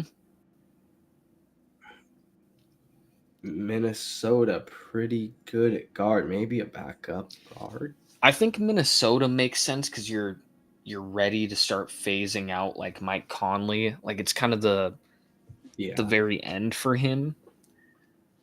But even, like you said, it's not like we need Jokic Jonas, and Nickeil Alexander-Walker is leaving, I would assume. So, yeah. Makes sense. I'm very intrigued to see what the Trailblazers do here. Mm-hmm. Got halfway through the draft, so now we've got to talk to Cooper Flagg. Yep. The goatee is crazy, by the way, that he's rocking. I know, new look. Like it's tough, I guess. He's getting ready for the big leagues. Yeah. No more baby face. Man, it is so unfair. It is so unfair that he's a Maverick.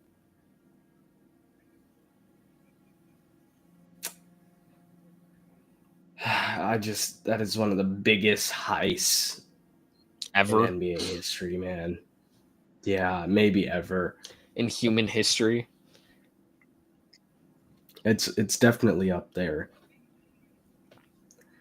They cannot. How do they get rewarded for doing what they did? Is what I'm not unable to shake. The league should have seen that the Mavs got the first pick and said, "No, should have stepped in. We're gonna redo this. This isn't the order. We're running this back." Yeah, we're something was wrong with the balls. There was the only balls that were in there were Mavericks. Yeah, or something. yeah. Something messed up because our printer glitched out because this was not supposed to happen. Reverse rig it.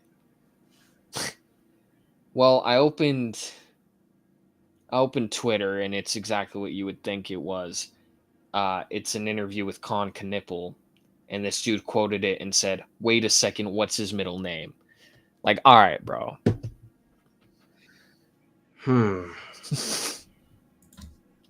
I'm curious now, though. Yeah, may as well.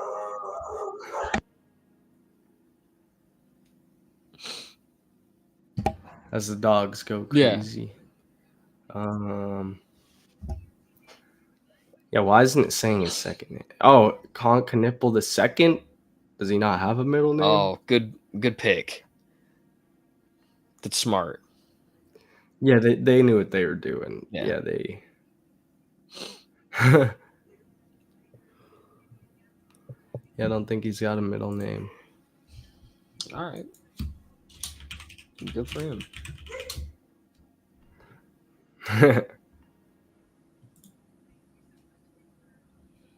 16th pick. Here we go. To the Blazers.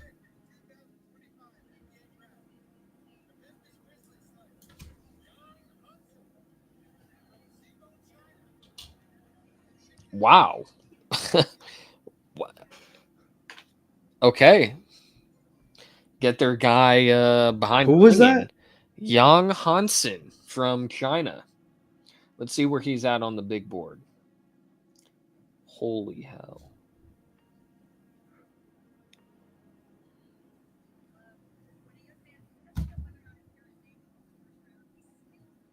I'll be honest, I haven't seen this tape, so I have very little to add. He's at the draft. Yeah, why did they have last 2 seasons? They had him sitting next to God up top. No, like, damn, he's in the damn. And he's tall too. Like, I don't. He was walking down minutes before. That's why it took a little extra long. They had to interview Cooper and tell him to start walking down. It low key is why they're like, "Hey, you got picked, bro." He's like, "Oh, okay." Wow. All right. Well, I got to see some tape. I don't know anything about him. 16-6, 10.5 boards, 3 assists, 2.6 blocks. Hey, I'm seeing some highlights. Bro looks like a demon. Bro, he's a stat stuffer. Moves pretty good for a 7-1. Oh, good pass. Little Jokic. Okay. Good bounce pass.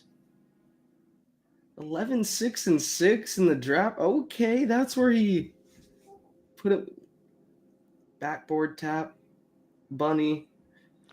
I gotta feel for the game is one of his. Yeah, I guess I gotta tap into. I'll do some some research tonight, but that is the Blazers pick. 19. Got the girl Lauren in chat. Slay. Oh, cook. Aw. Come on, Low. But wow. Okay, I wish I had more to add than wows and I don't know him, but I'm not gonna lie on the spot and say I'm familiar with the player if I'm not. So,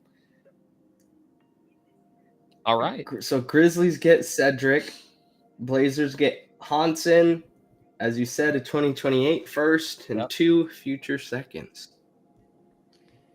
Let's see. So the trade ended up being 2 shocking players, which is kind of funny. CBS's mock draft had Hansen Young going 41st. That was today. Because that's my thing is like, I'm a little surprised because like I've been following mock drafts and stuff. CBS Sports or NBC, excuse me, had him at 36 today. NBA draft.net has him 34th. So consensus in what I'm seeing is second round. Yeah. So to be teens is a little like, damn. They could have traded back the pick they traded for because it was theirs, right? Mm-hmm.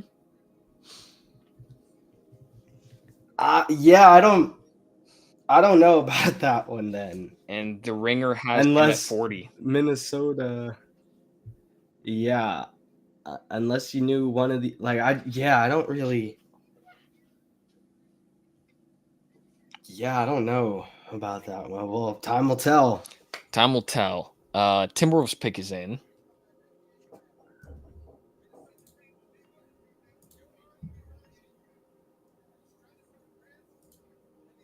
Yoan. Now, this is a player I'm more familiar with, but let me find the pick here. Yeah, this is Detroit's first. Let's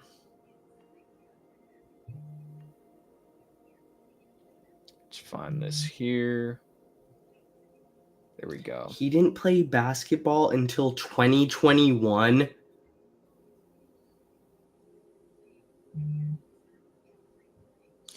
It's so crazy that like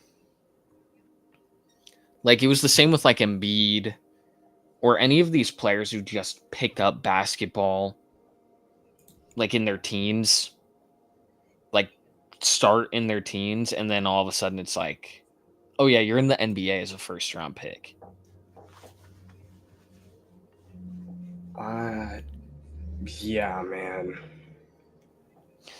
Hey, we know the Timberwolves history with French big men. So I like the pick. Yep. You know, little Rudy Gobert, as Flight React says. Random Flight Reacts thing. This isn't going to turn into a Love Island rant, but it's like brain rotted me, and I've been sadly stuck watching Love Island. It's like the worst, best thing on planet Earth. Yeah. One of the dudes wagged his tongue. I'm not going to do it on camera, but you know what I'm saying. He Flight Reacts and like wagged his tongue and had his eyes open when this girl walked down. And I instantly was like, oh, he hit the Flight Reacts. He hit the Flight Reacts. And the girl he was talking to saw it and was pissed. And I'm like, she doesn't even know that he's like brain rotting, like at this very moment, like Flight Reacting. I thought it was so funny. Random. This is the tidbit you get 2 hours into it. I did see that, and I didn't know what it was from, but thank you for connecting the dots for me. You're tapped into Love Island? I'm not. I saw that clip. Oh, yeah. Oh. And it was like, what is this? Like, I didn't know what it was. I was like, what is bro? Like, is this just... I didn't know. But it was when he did that, I'm like, yo, you're crazy for doing this with your girls right there.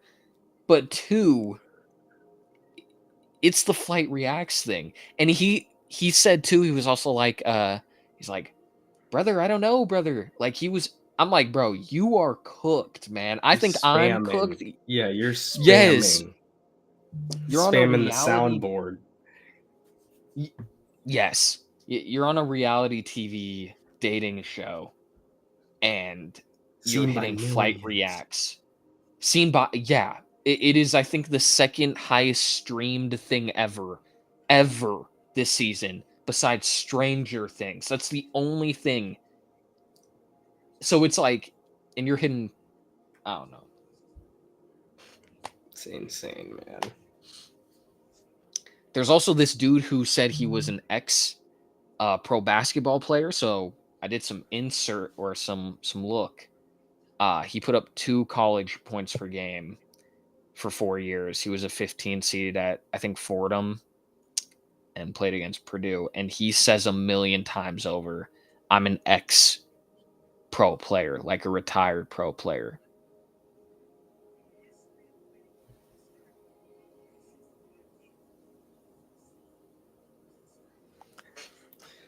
He might have been playing against Joan in the ABA. Like I think we're lying. We're straight up lying, but it's enough Love Island bull crap. I don't know if he's 6'9" and 18 years old, ready to make an impact. Dude, Timberwolves. I could see this being the Yaka Jonas pick. Wait, who did they pick earlier? Am I blank? Trey Johnson. Maybe not. Maybe not. Wait. Them. Dude, like it's back to back here with Washington and Brooklyn, both of them taking guards. Is he gonna get boxed out of the top 20? And then it's the Heat who. Oh, dude. It's like when Jaime got picked. Yeah. And you just and knew. We were on stream and yeah, just tried to tell everyone like, well, get ready.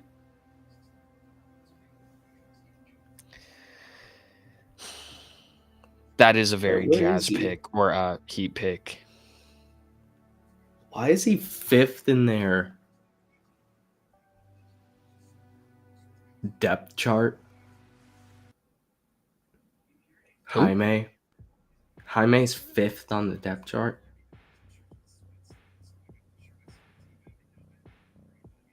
All right, so we're lying. Behind Pell Larson and Duncan Robinson. All right, yeah. We're lying. And Haywood Highsmith.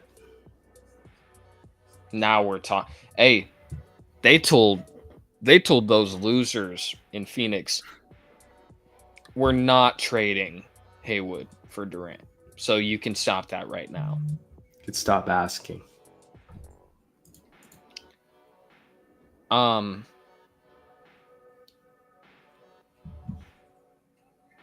I'm really wrapped up in this Hansen draft pick. Like I've been doing scouting. ESPN had him as their 35th player. I'm excited for Summer League. I got to see him play. Yeah, we'll have to see him in July 10th is when that starts. Mm-hmm. Ooh. I'd have to pop over to Summer League. Ooh, I might have to see him live and give you guys a live report. Oh yeah, let's lock in.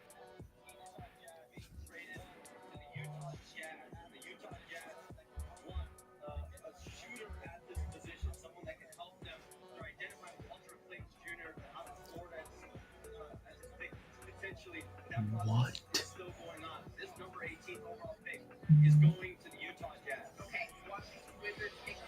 Wait, what happened? I didn't really hear him. What happened? Jazz get the pick, and it's He said it has been linked to Walter Clayton Jr. because they need a shooter.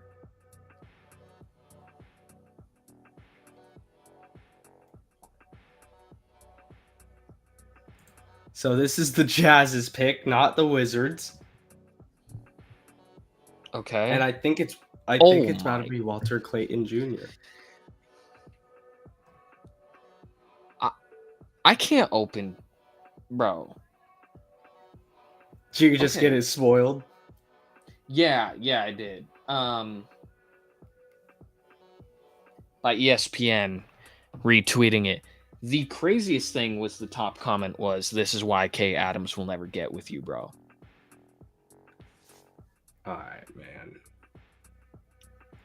That is crazy. Player Hayden. Why are we showing football tape? What are we doing? Like we're just wasting time. Just make the damn pick. This is going to Utah, huh? Utah, who took Ace earlier. Did they give up pick 21? What did they give up? Do we know? I didn't catch that. Shams isn't reporting it. He just decides to spoil the pick, and then... Oh, here we go. Utah sent 21 and a second-round pick to Washington for blank player, who he inputs. All right. There's another trade. I am surprised. Yeah. By what we're gonna see. I'll be honest.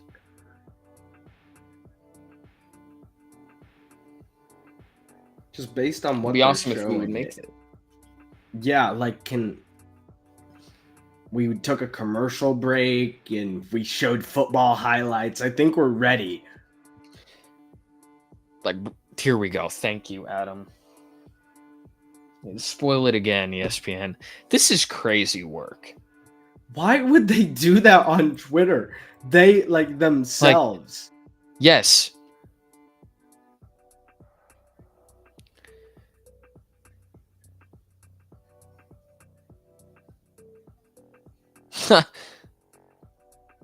It's crazy.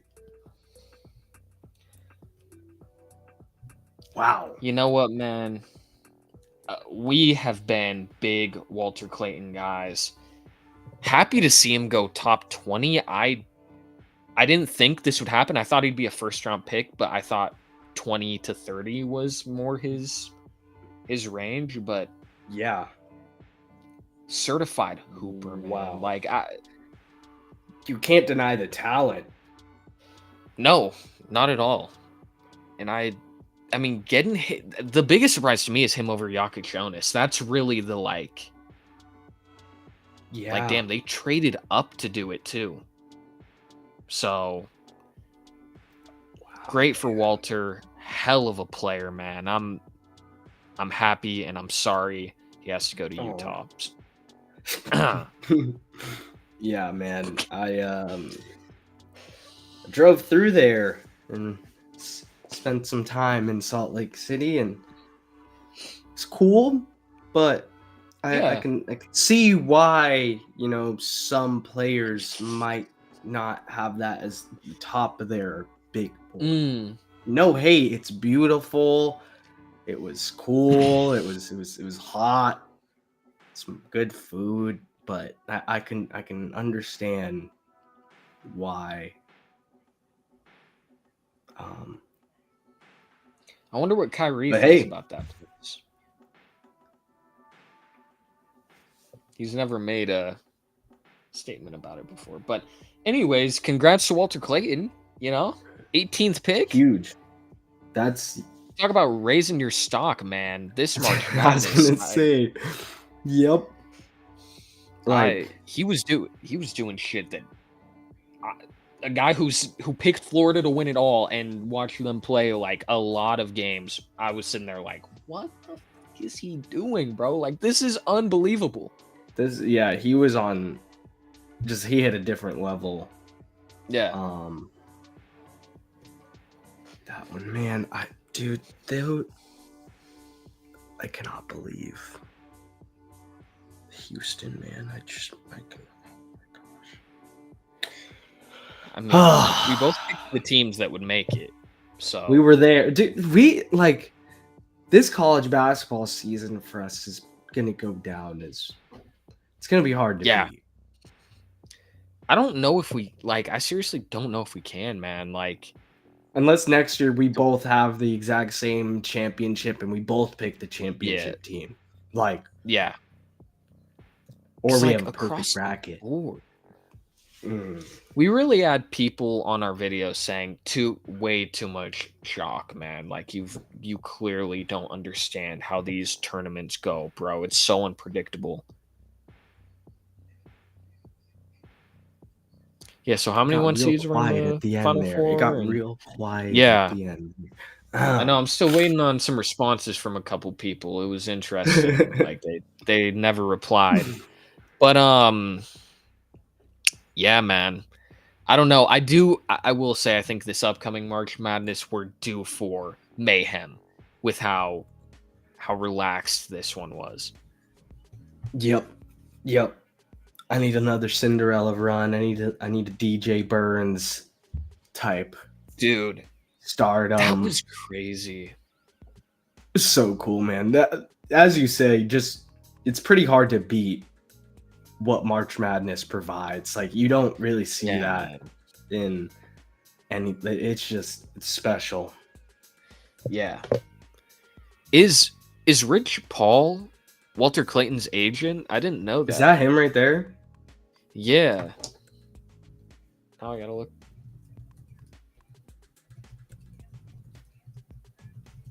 Let's see.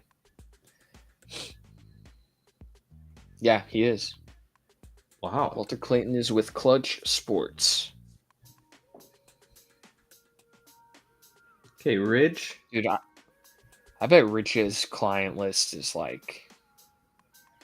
what? Hanson Young is on his list. What? Of clients. That explains a little more. Okay. All right. That explains a little more. Interesting. Very interesting. Nolan Hickman. Where's he at? Caliph Battle. What? Really? Yeah. I mean, according to Real GM, they could be lying, but this website's normally pretty...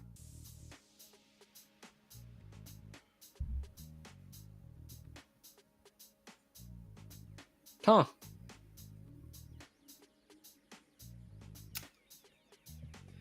Good for him. Brawny. Good for him. Sorry. All right. My bad. Good for Walter, man. That makes me happy. It's a hell of a player. That's sick. That is sick. Just a surprise, but yeah, again, cannot deny the talent. No. Also, these bad teams that are trying to build something, I'm so glad they didn't pick another 18, 19-year-old. Yes, pick a 22-year-old who can hoop. Who can hoop. Mm-hmm.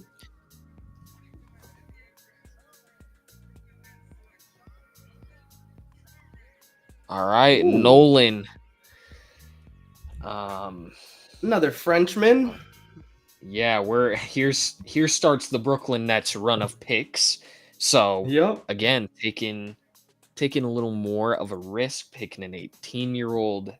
Everything I said about Utah's thing, Brooklyn said, not when you have 5 first-rounders. So yep. And 2, although Demon was at BYU, 2 overseas guys here for Brooklyn. Yeah.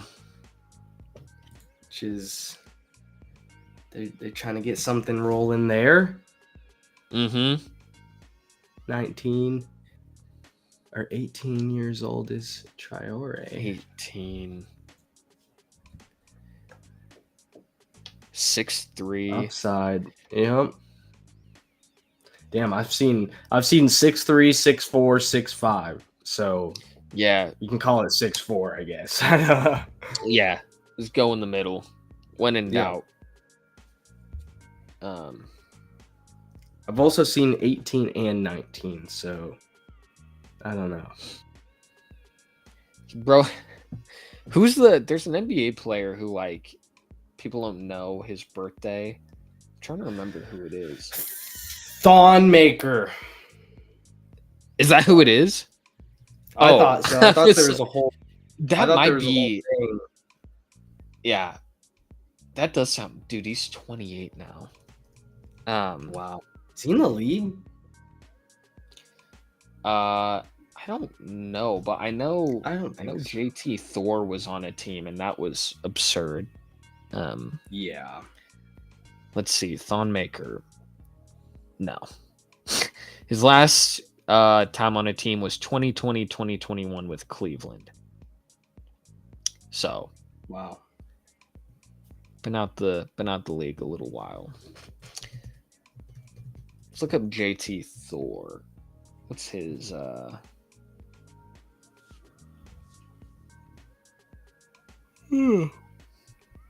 Okay, he had spent time, damn. G League, Cavs, Wizards. Had a busy year. Year. Jazz's number 5 pick, Ace Bailey, preferred not to be selected by Utah. Good. I'm glad Danny Ainge went, I don't care. Yeah. You're not going to bully me into not taking you, bro. You're going to... The phone call would be hilarious. I'd be like, I don't care. You're coming here. You're playing. You can leave us at some point. Yeah. Or we'll trade your ass at some point, but you're starting your career in Utah, and I don't care. Doesn't affect me. At all.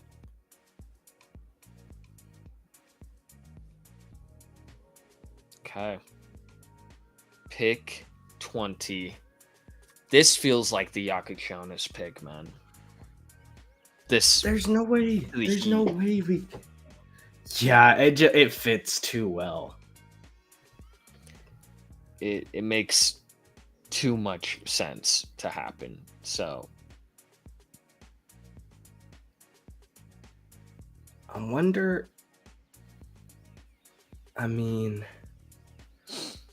Someone's gonna fall out of the first round. I wonder who the biggest name is gonna be.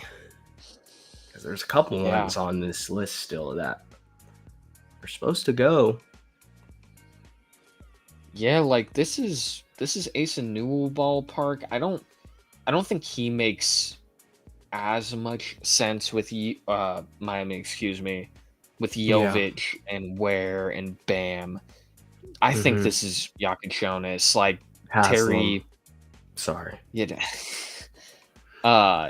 Terry has not been good. Man, I mean, there's no other way around it. I wish there was an alternate universe where he stayed with the Celtics and just became a dog after that Milwaukee Bucks, Eric Bledsoe crossover, step back, snag him. Man. I loved Terry. He was one of them ones, man. Oh yeah, I'm just yapping as Shams is. The Heat are remaining active. Well, yeah, but the problem is no one wants their slop that they're trying to get off their team. Yeah, no, seriously. Y'all want Terry Rozier? No. No, thanks. I'm good. No, we don't. We're good. Pat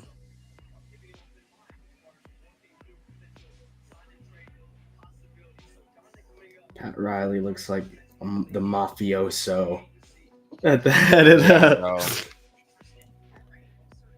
I don't know. I think the Heat are in trouble.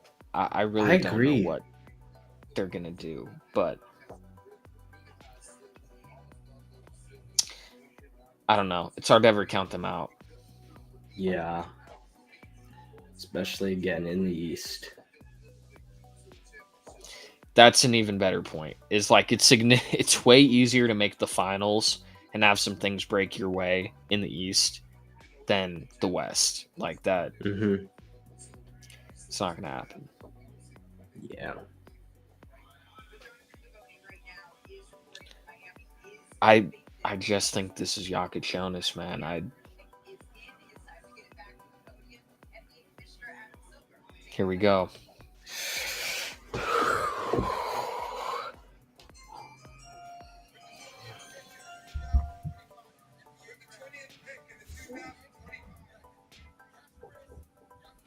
Yup.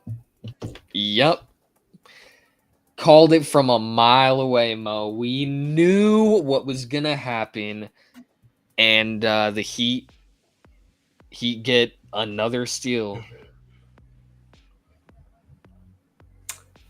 Where's he from original? Lithuanian. Where's I know a big man. Sorry. I remember the Heat, and although he was pretty old, they had a pretty good Balkan guard a couple years ago, and Goran Dragic. Yep. Who torched the Celtics and a lot of other teams in the ending stages of his career. I'm sick, bro. He's going to be nice. He's going to be really nice for this team. You can copy and paste everything we said about Jaime Jaquez when we did this 2 years ago and just apply it here because it's the same thing. The Heat sit there. They don't trade. They say, all right, a player's going to slip in this draft. We'll be there. Yep. And it also helps when it fits a need too. Like, yeah, you addressed a need and got what I would assume is best player available at this point, would at least be consensus among other GMs. So, yep. Jokic Jonas at pick 20. We're at the final bits here of the draft. We're getting close to our Celtics making a pick. I'm nervous, but we're getting close. What would we do? Do we go wing to? Do we go big? I feel like take big. Asa Newell. I'll take Asa Newell at 28. I mean, I've said my love for Rasheer Fleming. If that were to be something that happened, I would. You'd see me pretty happy. Nick Clifford would be good too. I'd be cool with that. Danny Wolf. There's some guys, is all I'm saying. There are some guys that it's sliding well. I'm interested to see what team will take a bite out of pause. I don't know why I worded it like this, but yeah. The hardest thing for him is just his like physical traits of like he's a 2 guard who primarily plays off the ball, but he's 6'3". Mm-hmm. And so it's like that's a hard thing to be. Like that doesn't happen often. So we'll see. I think he'll still be a first rounder, but it's an odd spot.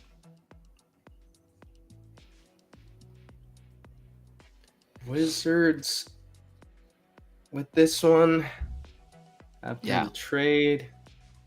Yep. Took Trey Johnson earlier. That's all I believe. Yep, because I believe they traded. Yeah.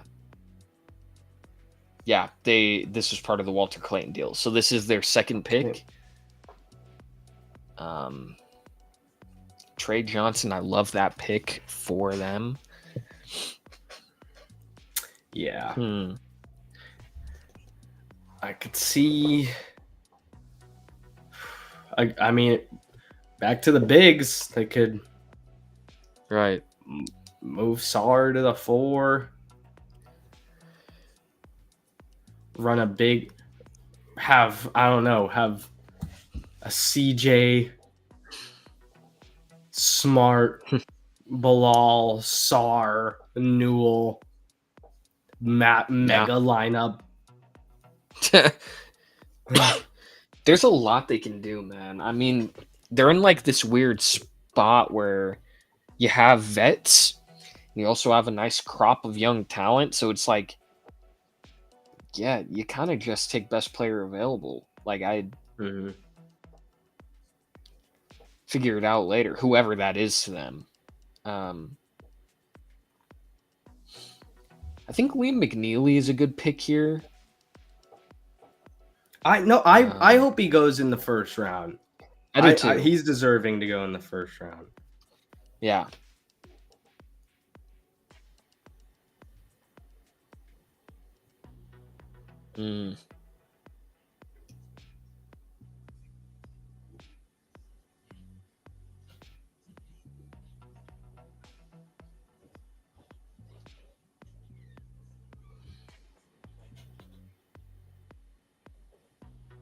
Man, I'm still surprised by that Young pick.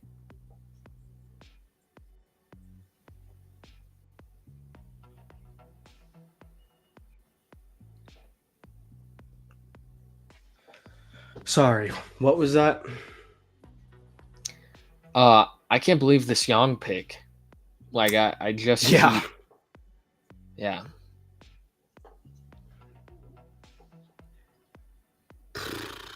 Just completely not prepared for that one. Out of nowhere. I was doing research on some of the overseas guys before this, and I didn't even get to that because I saw it was second round, and I was like, Yeah. I think the great thing too with what the Heat do with like drafting Jokic Jonas and this kind of being their draft philosophy overall is you're almost never set up for failure because you're picking a guy who slid, who you're getting at good value where you're not trading up. So what's the worst case scenario for you? He doesn't pan out and we burnt the 20th overall pick. Okay. Like that's fine.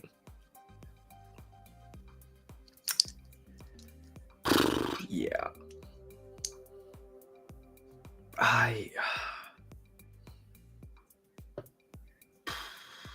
A lot of good options left here in the closing stages. Yeah. I seriously can't put into words how much I hate that it's a 2-day draft. It does not need to be 2 days. I get all the sponsors and all the commercial time and all. Yeah. We could get this thing done by 9:00 tonight. I get why they want it to be a 2-day, but it is the dumbest thing ever to be like, yeah, these 60 picks deserve to be that. Like, bro, the NFL cranks out 4 rounds in a day. That final day. 4. Yeah. So you can do it if you want. Yeah. With 2 extra teams in the league. So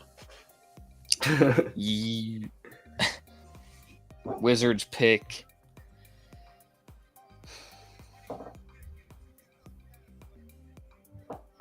Will Riley. I like it. He's got some great upside. He was someone who there's Rich Paul again. Bro, so now what? Hold on. We got to do some investigation here. This is looking a little sketch. Dude, him having to just go from like table to table to table to table is hilarious. It's insane. Let's see. Rich Paul, Will Riley. Rich Paul client list. Yep. Yes, he is. How much money is he making, bro? Like, seriously, this is insane. How did he do this? How much money does he make per year? Oh, okay. He takes 4% commission on player contracts. His client list includes, obviously, LeBron. How do I see? LeBron. Here's his makeup. J.R. Smith, Alec Burks, Corey Joseph, Tristan Thompson, Bledsoe, Anthony Davis, Draymond Green, Jeremy Grant, who, don't forget the money he made right before Dame got traded, Clarkson, KCP, Zach LaVine, Brandon Ingram, DeJounte Murray, Lonzo, Freddie V, De'Aaron Fox, Sexton, Miles Bridges, Darius Garland, Tyrese Maxey, and then a hell of a lot of young guys. Scoot, Derek Lively, Scottie Pippen Jr., Moses Moody. And he's getting 4% from all those guys. Hunter Dickinson, sorry. That is, dude. So we're looking at like 50 to 65 mil a year, probably. Easily. Like he's unironically making more than like Curry. Yeah. Okay. Well, back to back fighting Illini here in the draft. Oh. Wait, was it really? Yep. Holy crap. Damn. That's crazy.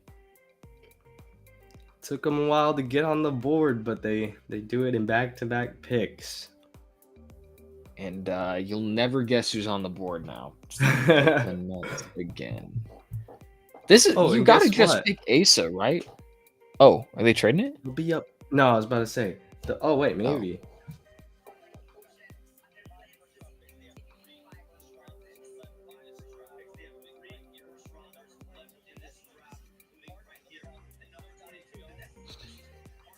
Okay, so we're saying nothing.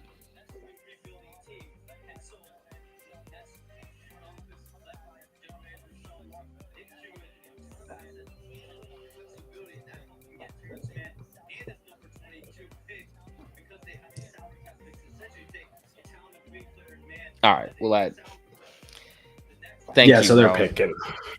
Picking. Yeah, like, what are we doing? What are we doing? This one from Atlanta. Man, they've already got Demon and Traore. I feel like Asa is the pick. I'm dead serious. Get a full starting five. Yeah. Got a couple guards. Get your big and get a couple of forward and a wing or something rounded out here. Like just one of them is bound to break the rotation, play meaningful minutes for this team. Mm-hmm. There's literally there's no way. Oh, they're dapping up. Oh, yeah, I'd be pretty happy if I got Newell. Yeah, this late, yeah. Like, he got poked in the eye in the March Madness game against the Zags, and they were down like 25, and they put up a fight. And Asa was one of those guys, young. Seeing three. He rebounds very well. Mm-hmm. Yeah. Yes, yo. LeBron is one of a kind, man. I cannot believe he said crazy. That. So aimed at the middle one is so crazy. I aimed at the middle one, bro. Like, we're just saying. We know what we're saying.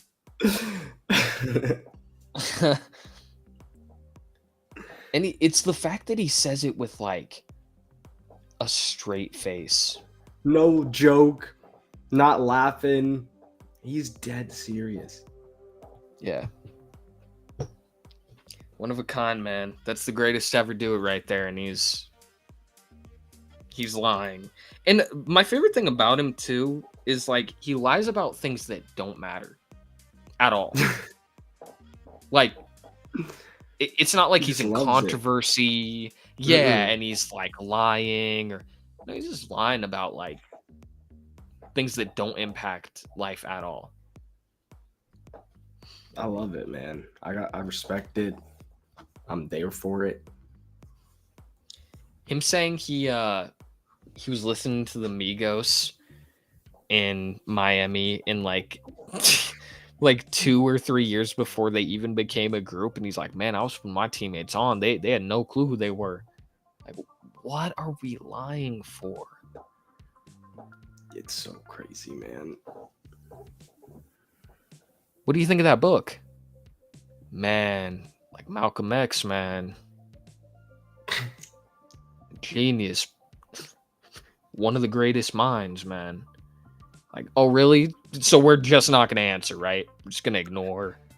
Yeah, you got a favorite quote from the movie? Oh, there's Yeah.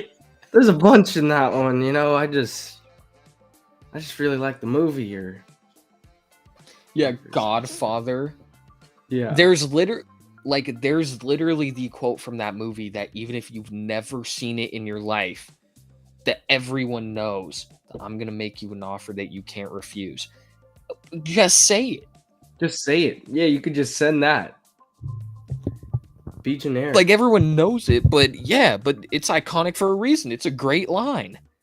Yep. I love that, man. Nets pick number 3. What do we got? This is gonna be Newell, right? Gotta be. It is Drake Powell, huh? That guy's sick. What? I like Drake. I mean, he was good at North Carolina. I guess I'm surprised. I feel like he would have been there at like 20. You have picks 26 and 27. I can't say the same for Asa.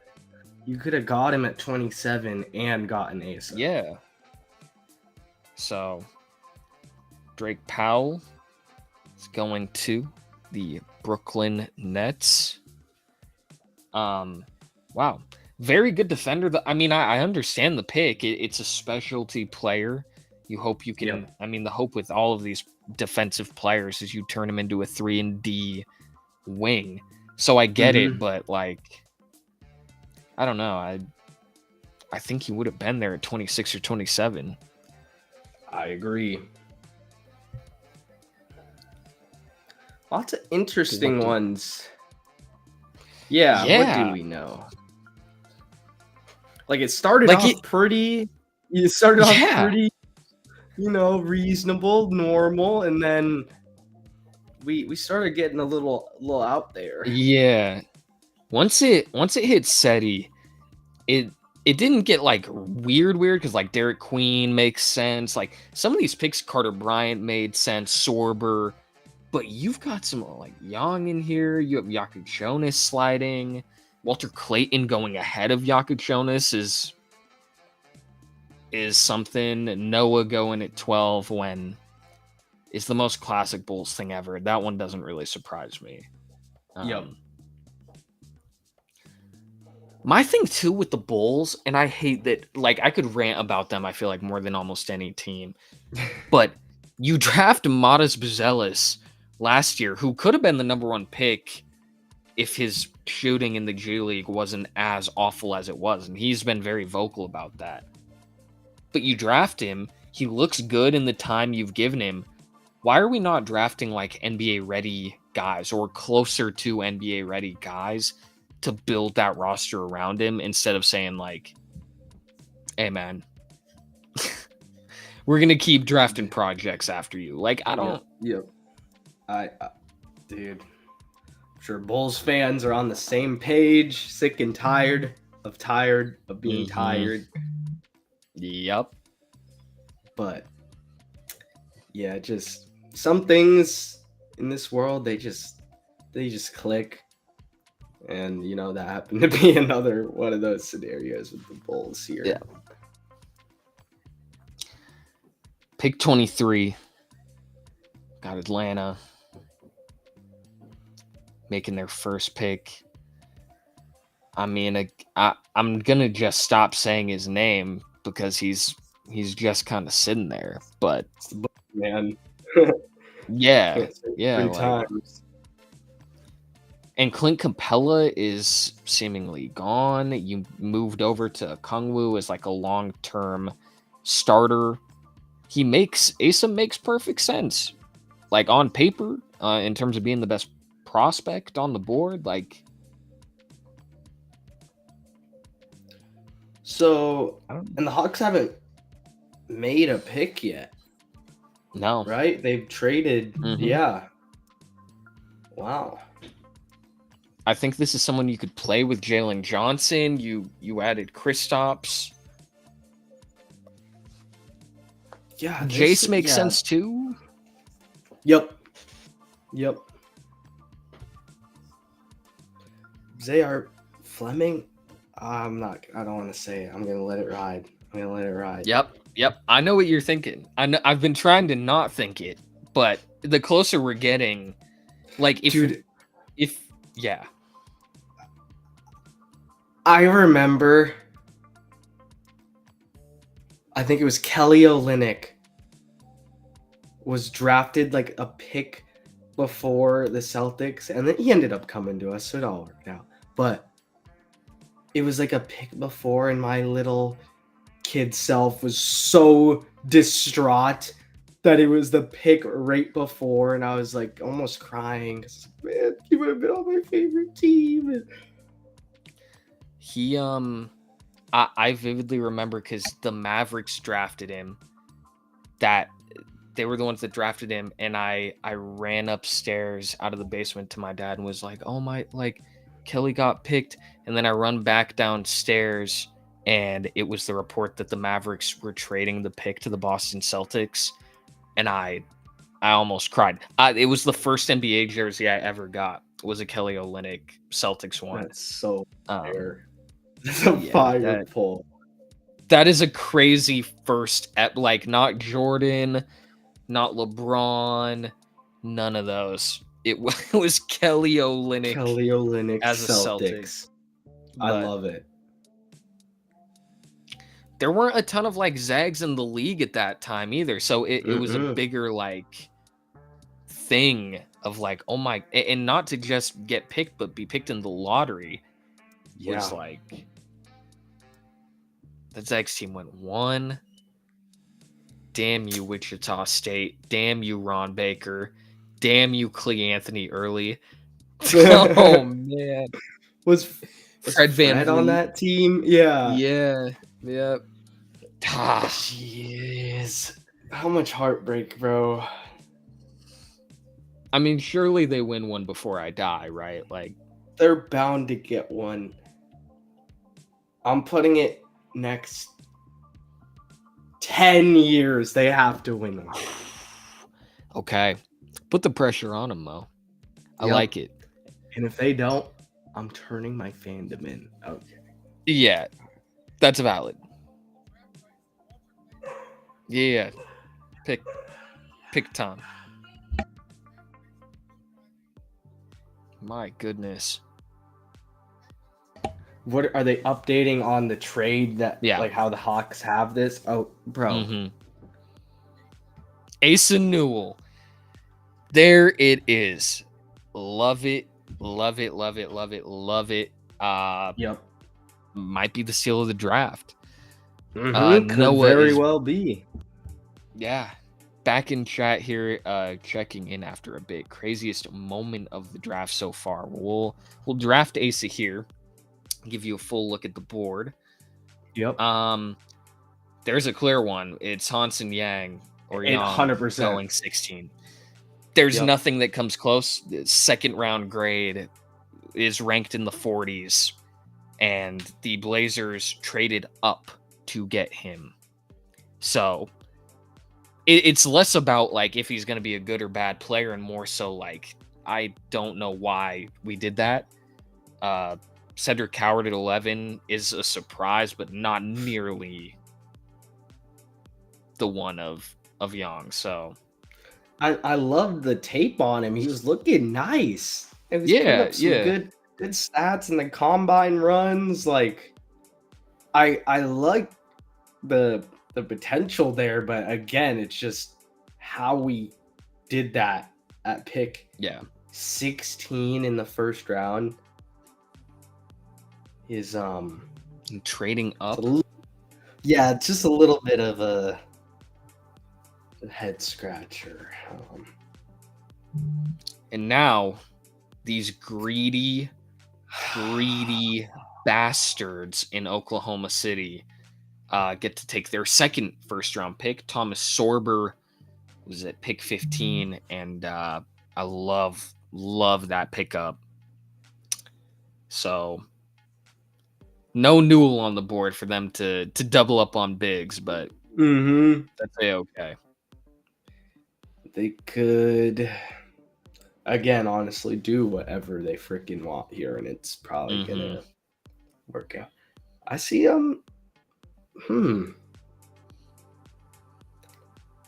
want to say a Nick Clifford. I like that. Length, I like scoring, play off this young, energetic squad. Like I could see that, but again, anyone is probably gonna hit. So I think with Jace Richardson, it's interesting too because like he would have been, in my opinion, and I fully understand when you hear you can go in the first round of the draft, you're gonna take it. I understand, but I think his stock would have been better to go back to Michigan State a year and play full-time point guard and have that tape instead of at starting point guard, because they started him later in the season when the Spartans got hot. If he would have had all this tape of being a point guard instead of that traditional 2 guard, it would have made way more sense. But now I think he has to deal with sliding. That's a good point, man. Ryu Ken, hell of a name. Let's all laugh at the Nets. I mean, what do we got? Oh yeah, the Drake Powell pick is a little crazy. I can't lie to you. That is Drake Powell, Traore, and Demon. Jaeger.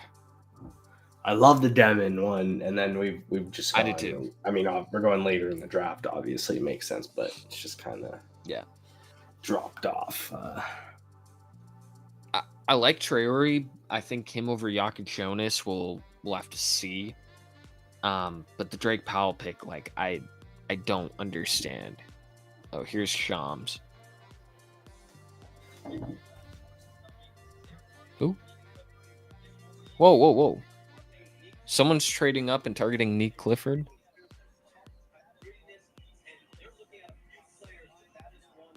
Oh, the Kings, it looks like. I'm sorry, Nick. Sorry. Wow. Your boy, your Mountain West boy, Nick Clifford, it's looking like. Well, I guess I'll take being right on the player, but not to the team I was expecting here. No. I like the fit a lot. They need wing help because Levine, DeRozan, and then it's big drop off. It's so sad how they went from like one of the and listen, the Kings follow me on Twitter, so I can't say too much, but I will say, like, it's sad how optimistic things looked a couple of years ago when they were lighting the beam, and just like that, dead. Like, it's gone, man. It's crazy. And Sabonis is so good and so underrated. It pains me to see him not get any up from that. As you said, we're thinking it's going to be a turning of a new leaf in Sacramento, and then it's just gone. A couple trades and the energy's gone. But love this pick here. Love the Nick Clifford pick. And again, like, you're drafting a 22-year-old. You're drafting a senior. Someone who it's easier to transition into the next level than an 18 or 19-year-old where you're trying to fix things. Like, they have a roster that is trying to win even after the De'Aaron Fox trade. But I don't know. They're just kind of in trouble to me. So hopefully this Nick Clifford pick works. Hell of a player, man. That brother was on one to end the season. Mm-hmm. Like last year, he was like, oh my gosh. I talked about it during our March Madness stuff when we were breaking all that down. Yep. He was solid the previous season for Colorado State, but like nowhere near NBA draft prospect. I don't know. Maybe he was being looked at as a late second rounder or something because of the frame, but he just took it to a whole new level this past season and fully earned the right to be a first round pick. Like, props to Clifford. And it's proof too of like sticking it out collegiately and letting your stock improve as you play. And you're looking at it here of his jump, his first 3 seasons at Colorado to Colorado State. Like, it's an over 10 point per game jump, 11% from the field goal, and 5 boards per game. Like, those are serious jumps to have as a player, and took the team to the tournament. They won a game. Like, he's a hooper, man. Yep. Fully earned. Fully earned. Zach. Come on, Kings. Let's start lighting it again. It was fun. I liked that. Yeah. I mean, I had a roommate that, I was watching the games alongside my boy, but it was fun, man. And the team, like, you love Sabonis, love Fox, like, love the role guys. Like, it was just a fun team. I like Keegan Murray a lot. So let's see. And he had a bad year last year too. Like, fully capable of bouncing back, but that was not good. Like, that's not the direction we want to go.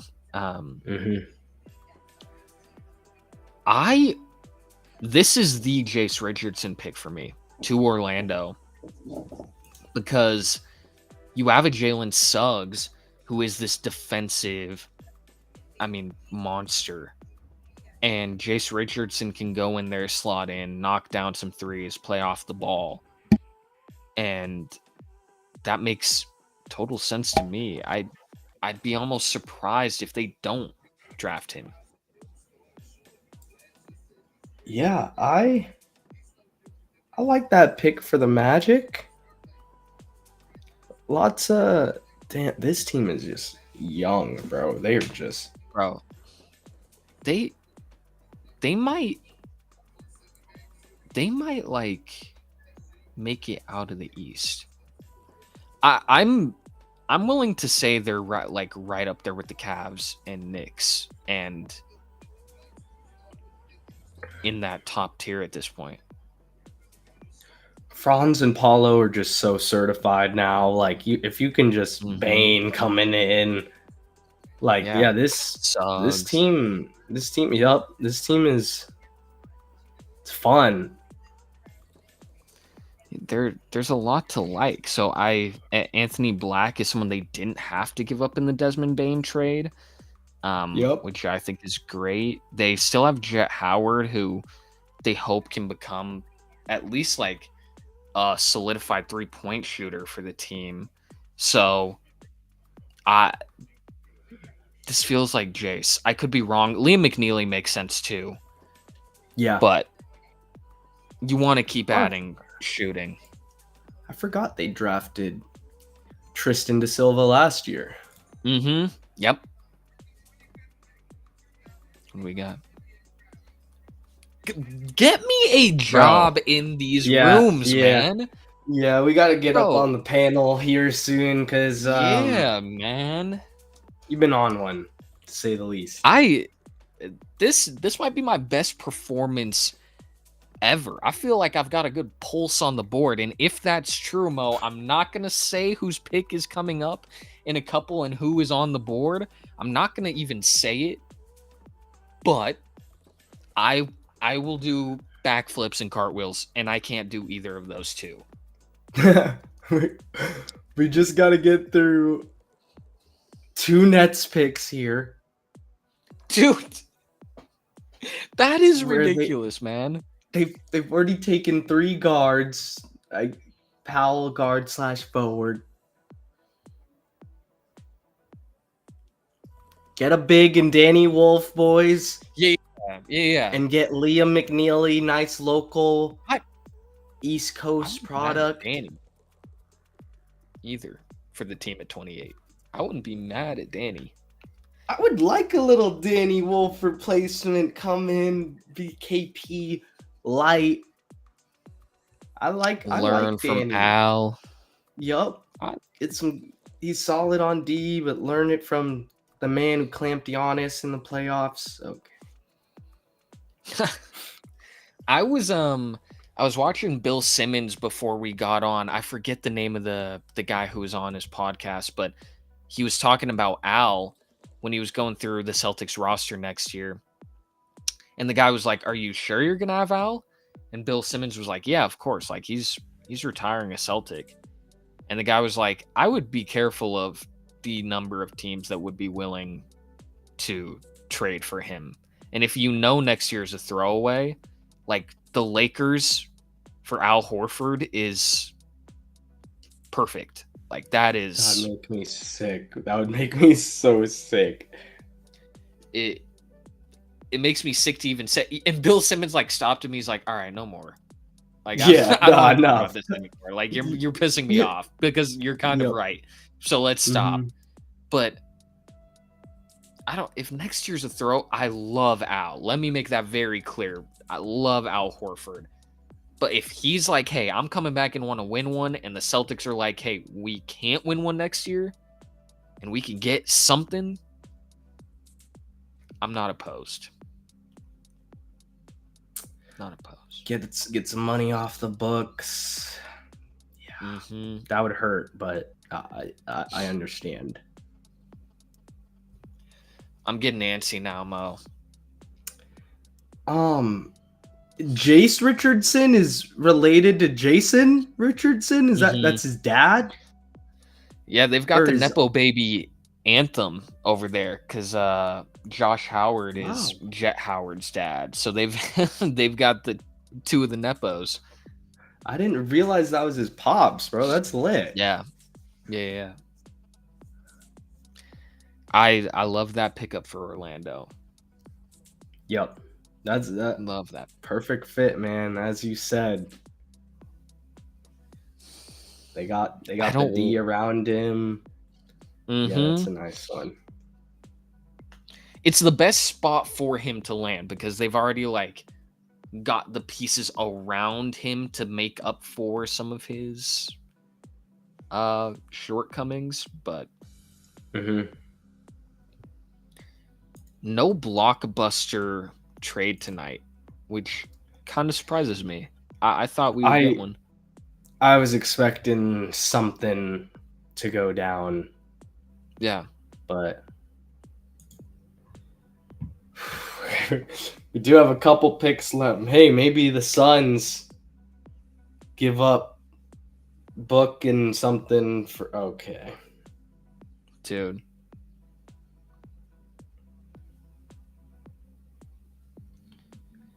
Oh, man. Has a team ever missed the pick deadline and had to have forfeited their pick? Do you know?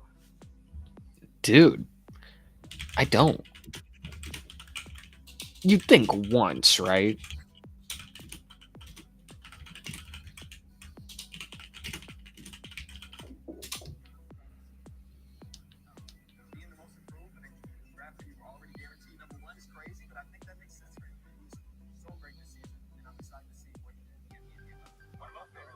What? That doesn't...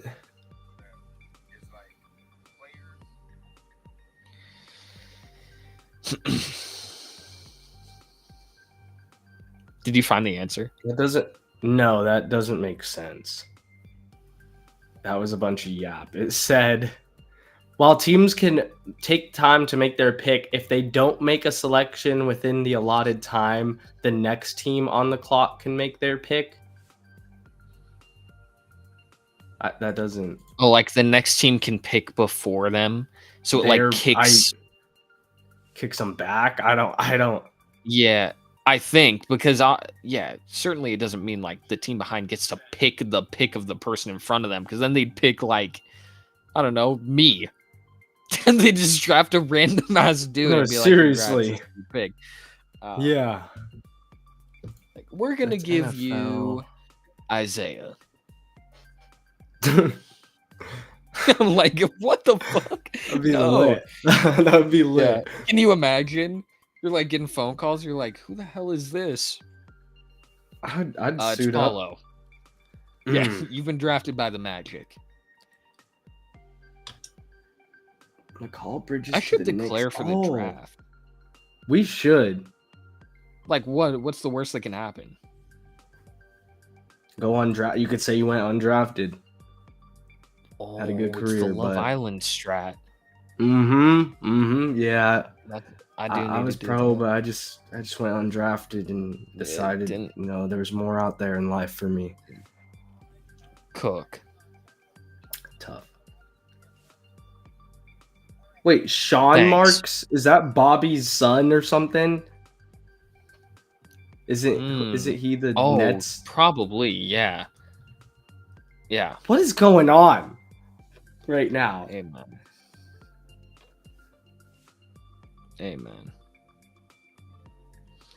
Don't let this be. Keep drafting like you've been drafting, Brooklyn. Yep, keep cooking. Come on. You know you want a Frenchman.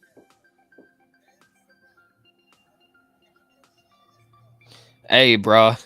We still free, boy. We still free, boy. One more pick. Another international guy. I was close. Close. Yeah, no, seriously. Wait. So they've drafted. What are they? Yo, what are they? No, actually, what are they cooking, bro? I like. They hooked me in with like the Jaeger Denim or Demon pick, and I was like, okay. Dude, if their analysis for him again is feel for the game, is that their cop out of saying our scouts have seen his tape and he's ass? Is that what they're? We don't know what to say. Yeah, we've seen that twice now, and it was both with these overseas guys who we might not have as much looks at. Yes. Yeah, it's a little interesting. They're like, yeah. It's like, is that how they break my game down? They'd be like, Isaiah, he's a good feel for the game, good basketball IQ, like the most generic. They should probably have a good feel in the game if they're going in the first round. Yeah, like what are you talking about? Any player to ever play a single second of NBA basketball, you would think has a good feel for the game. Like, do we even need to say that? Dude, that is just... Oh, man, your guy Fleming is number one on Billis's board, on this board. Hey, all I know is if they want to keep this international streak going, I didn't know this. Maxime Reynaud, senior from Stanford. I didn't realize bro is 20-10 with 1.7 assists, 1.4 blocks. We'll call it a steal. He's just a stat sheet stuffer at 7'1". He was I remember us talking in our Celtics group chat like a month ago. He was the guy where I'm like, if I have it my way, it's him. Yeah. Why do they keep showing Danny Wolf? Is he the pick here? Or like is it that he's sliding? Yeah, what's happening? He looks emotional. He's either sad that because he's not slot. I mean, this is his range, like the 20s. I think it's Wolf, bro. I think he got picked, and that's fine. Yeah, he got picked, but that's fine. Yeah, that's fine. because the guy I'm looking for, I'm getting. If they Marcus Sasser 2.0 me, I'm going to break something. That one was sickening too. I forgot about that one. That one was really sickening. It was extra sickening because we got to celebrate it. And then it was, no. He's traded. He's a Piston. Yeah, that one hurt, bro. Yeah, it did.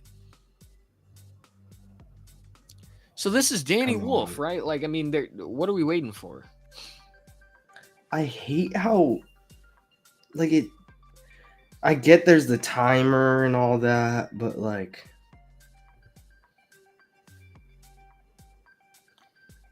it doesn't even mean anything.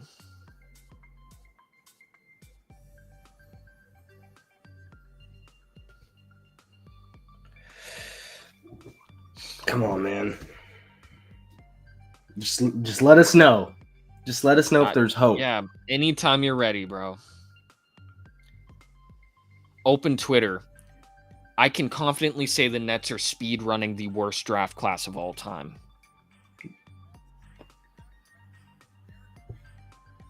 Yep, we know.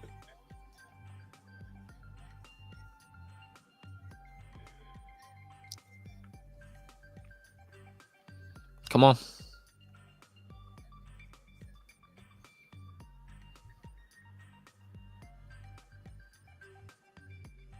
Yeah, okay. Danny Mo. Okay.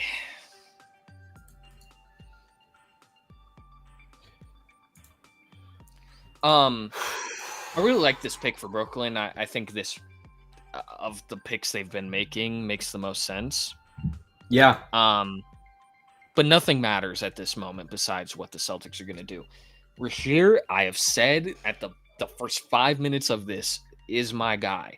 If it's not going to be him, let it be Liam. I'm cool with Liam McNeely too. That would be lit, bro. That would be lit.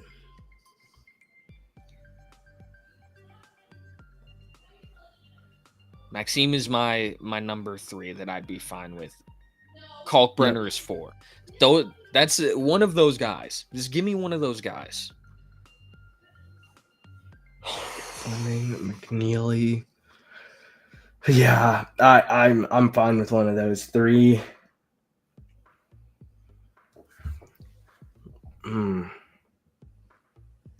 Looking at a roster here. Man, you think I was about to get drafted. Sorry, what did you say? Just, they got Niang starting, bro, on the depth chart. Sure.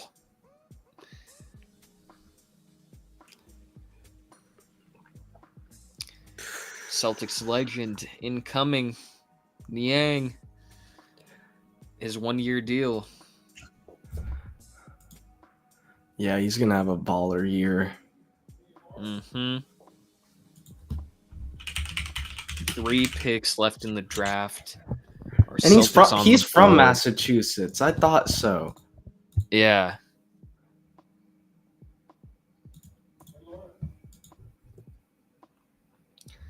It's going to, again, man, like, I can't stress. People are making fun of Stephen A's draft coverage. He doesn't watch college basketball. If you're sitting there watching Stephen A. Smith, that's on you. Like, what are you doing?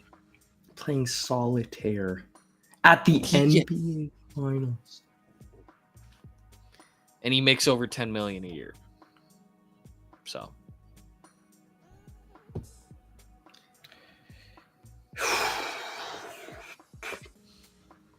I'm trying to.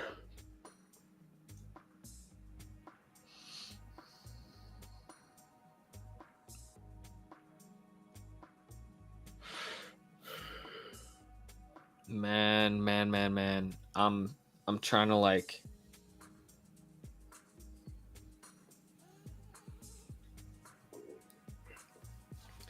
It's in But we got probably another 2 minutes here. Yes, we do.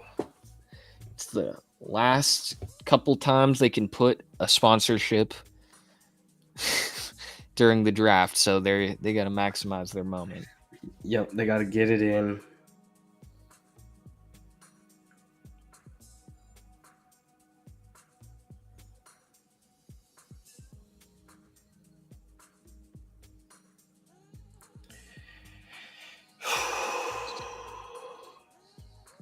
Dude, yo, the young Hudson coming out of the crowd is, bro.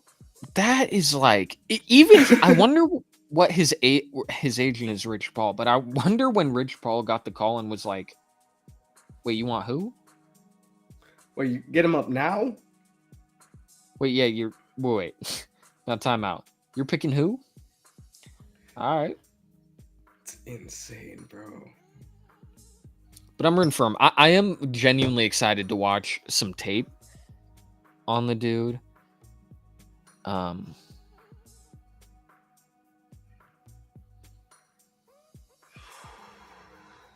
Yeah, I gotta lock in. Okay.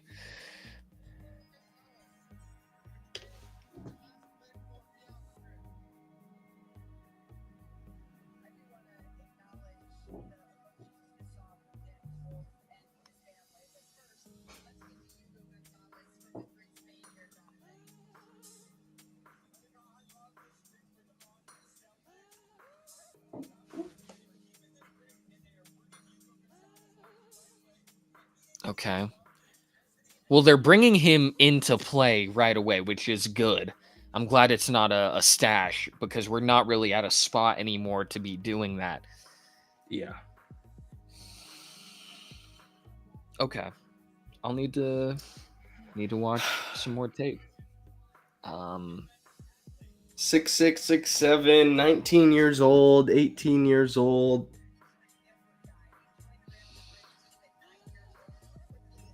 Spanish.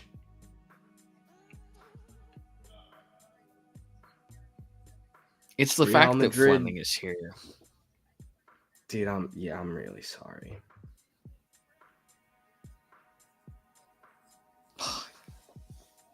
Why? We have pick 32. Wait, we have pick 32. I totally forgot. But tomorrow, there's only one pick in front of us.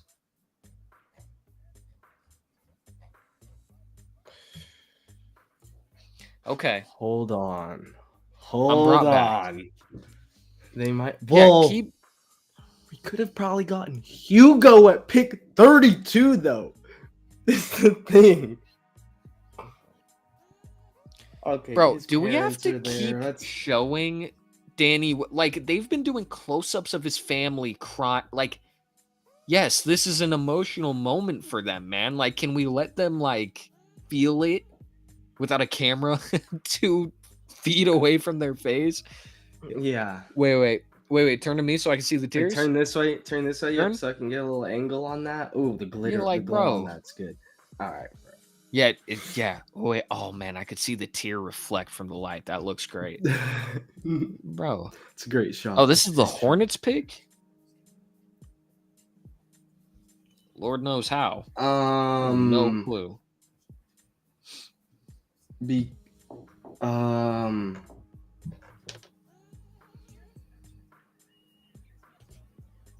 Wait, yeah, how?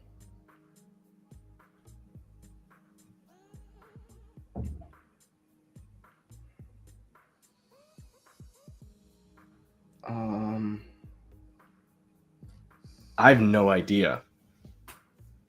I have no clue. So I'm GMing. I'm the captain.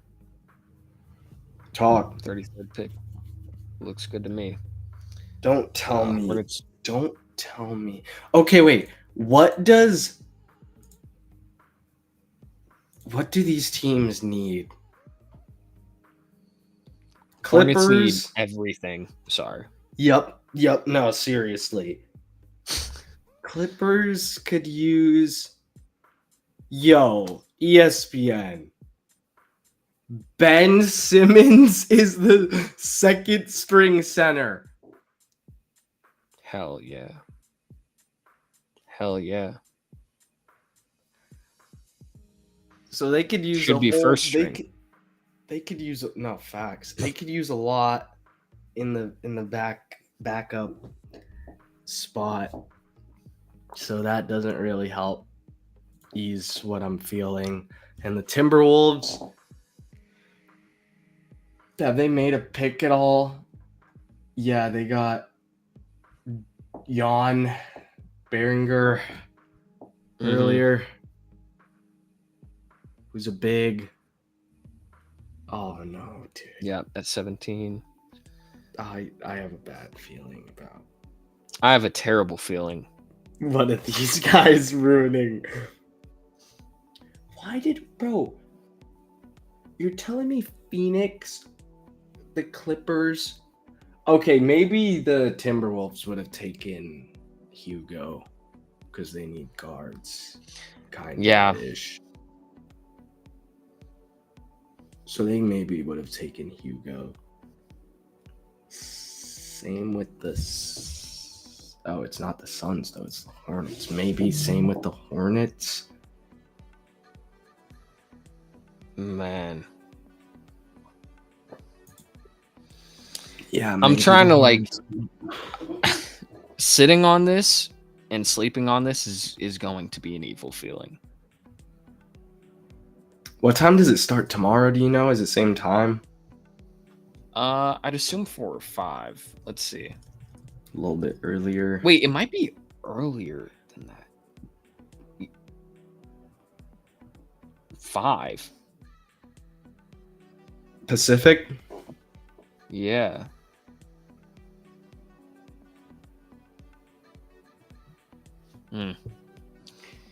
Great. So now I get to stress out over that tomorrow. All day long.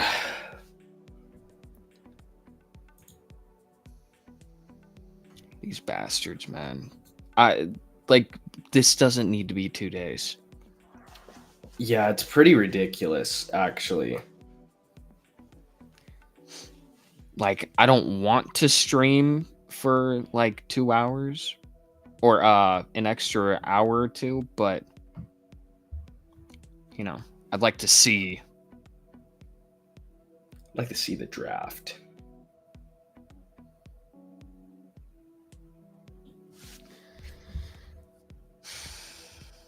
I mean, I'm just surprised the Celtics didn't go with a big. It almost makes 32 to the point where it has to be. Which who else is available? Oh. Liam McNeely's gone, so that's wow. No. I think it can nipple McNeely in the draft. That's fire. That's fire. It's 2 very good pickups for the Hornets. Yeah. Damn.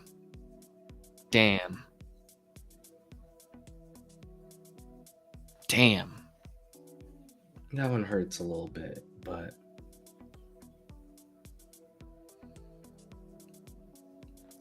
well, I like the pickups for the Hornets at least. Those are 2 good ones, and the final pick of the first round. Final pick of the draft is here. Clippers on the board at 30. The Montverde boys, all 4 of them do go in the first round. That's crazy, man. They made it close, but it does hit. Imagine, bro, playing teams and being like, oh yeah, we had 4 first round picks. Not drafted, first rounders. Silly. If I'm the other team, I'm saying y'all got it. I'm not sending my boys out there. Nah, I would have drafted Liam off the 40 piece alone. I'm starting to get a little hurt, dude. Did Hugo ever drop 40 in Spain? Oh man, I know Real Madrid. They have a pretty good reputation the last few years with guards, especially. But in soccer and soccer and yeah.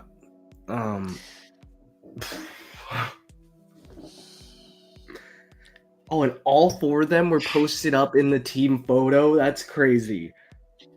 Look at those 4 too. That's crazy. That is, bro. Your bigs are Asa Newell, Derek Queen, and Cooper Flag. Yo.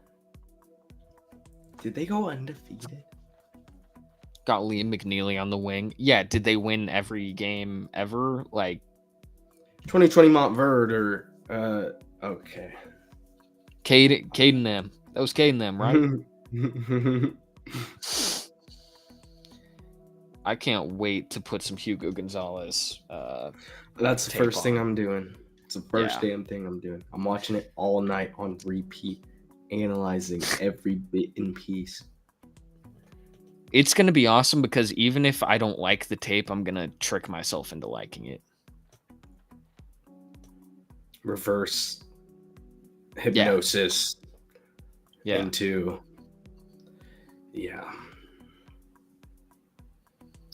backup lead guard wing defender. Low key, bro, they should go with Clippers. I think Boogie Flan would be good. Just to stay away from guys. Yeah. I promise you, I see Noah Penda creeping up on this board. If we take 2 overseas guys,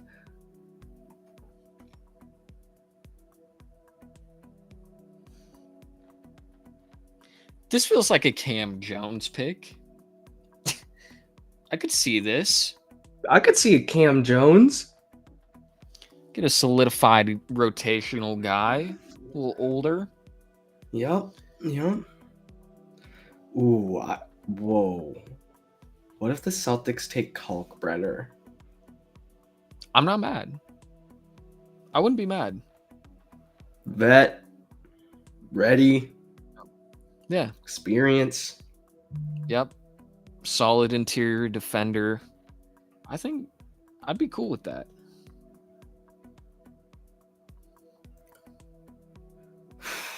Yeah, I guess since Liam's off the board, I'll slot Kalkbrenner up into the top 3.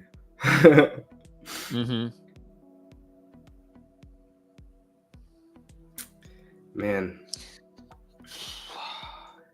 Nice. It's a fun stream though today. Yeah. Felt good to be back after a lot of life. Feels good to sit aside and talk hoops. And it does. Just relax. I've got some Jimmy John's waiting for me in the fridge. Yeah, something smells good here. I'm hyped. I don't know what it is. I'm hyped. Don't even matter. That's the best thing ever is when, like, as a kid, like, a parent or someone is, like, cooking up something crazy, but you don't know what it is, and you're like, man, I can't wait. I can't wait. I'm lit. I'm ecstatic. Now I'm an adult. I have to do it myself. It's a lot less fun. But it sucks. Yeah. Yeah. Man, they are milking this last pick. Are we dead ass, man? I thought we were gonna be done around 8. And then once I saw we were too. creeping into 8, I thought it was gonna be like 8:30. I was expecting them to be done at like a hard stop time to like, get like Sports Center or something else on in the next. I don't know. I was just assuming.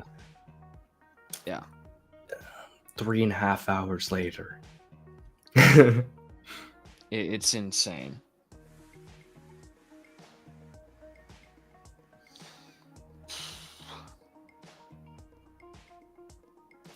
Pick is in. All right, the timer is gone on the, because I've been looking at the timer and on the screen up there. That normally would be when Adam was walking out, but it's not even there. So yeah, I guess we're just really getting in our last bits here. Like, what, bro? What are we doing, man? Like, why is this pick taking? It's the final pick. What are we doing? You've had all night. Yeah. Thank God. All right. All right, Cam Jones, welcome to LA. I'm sorry. What do we got?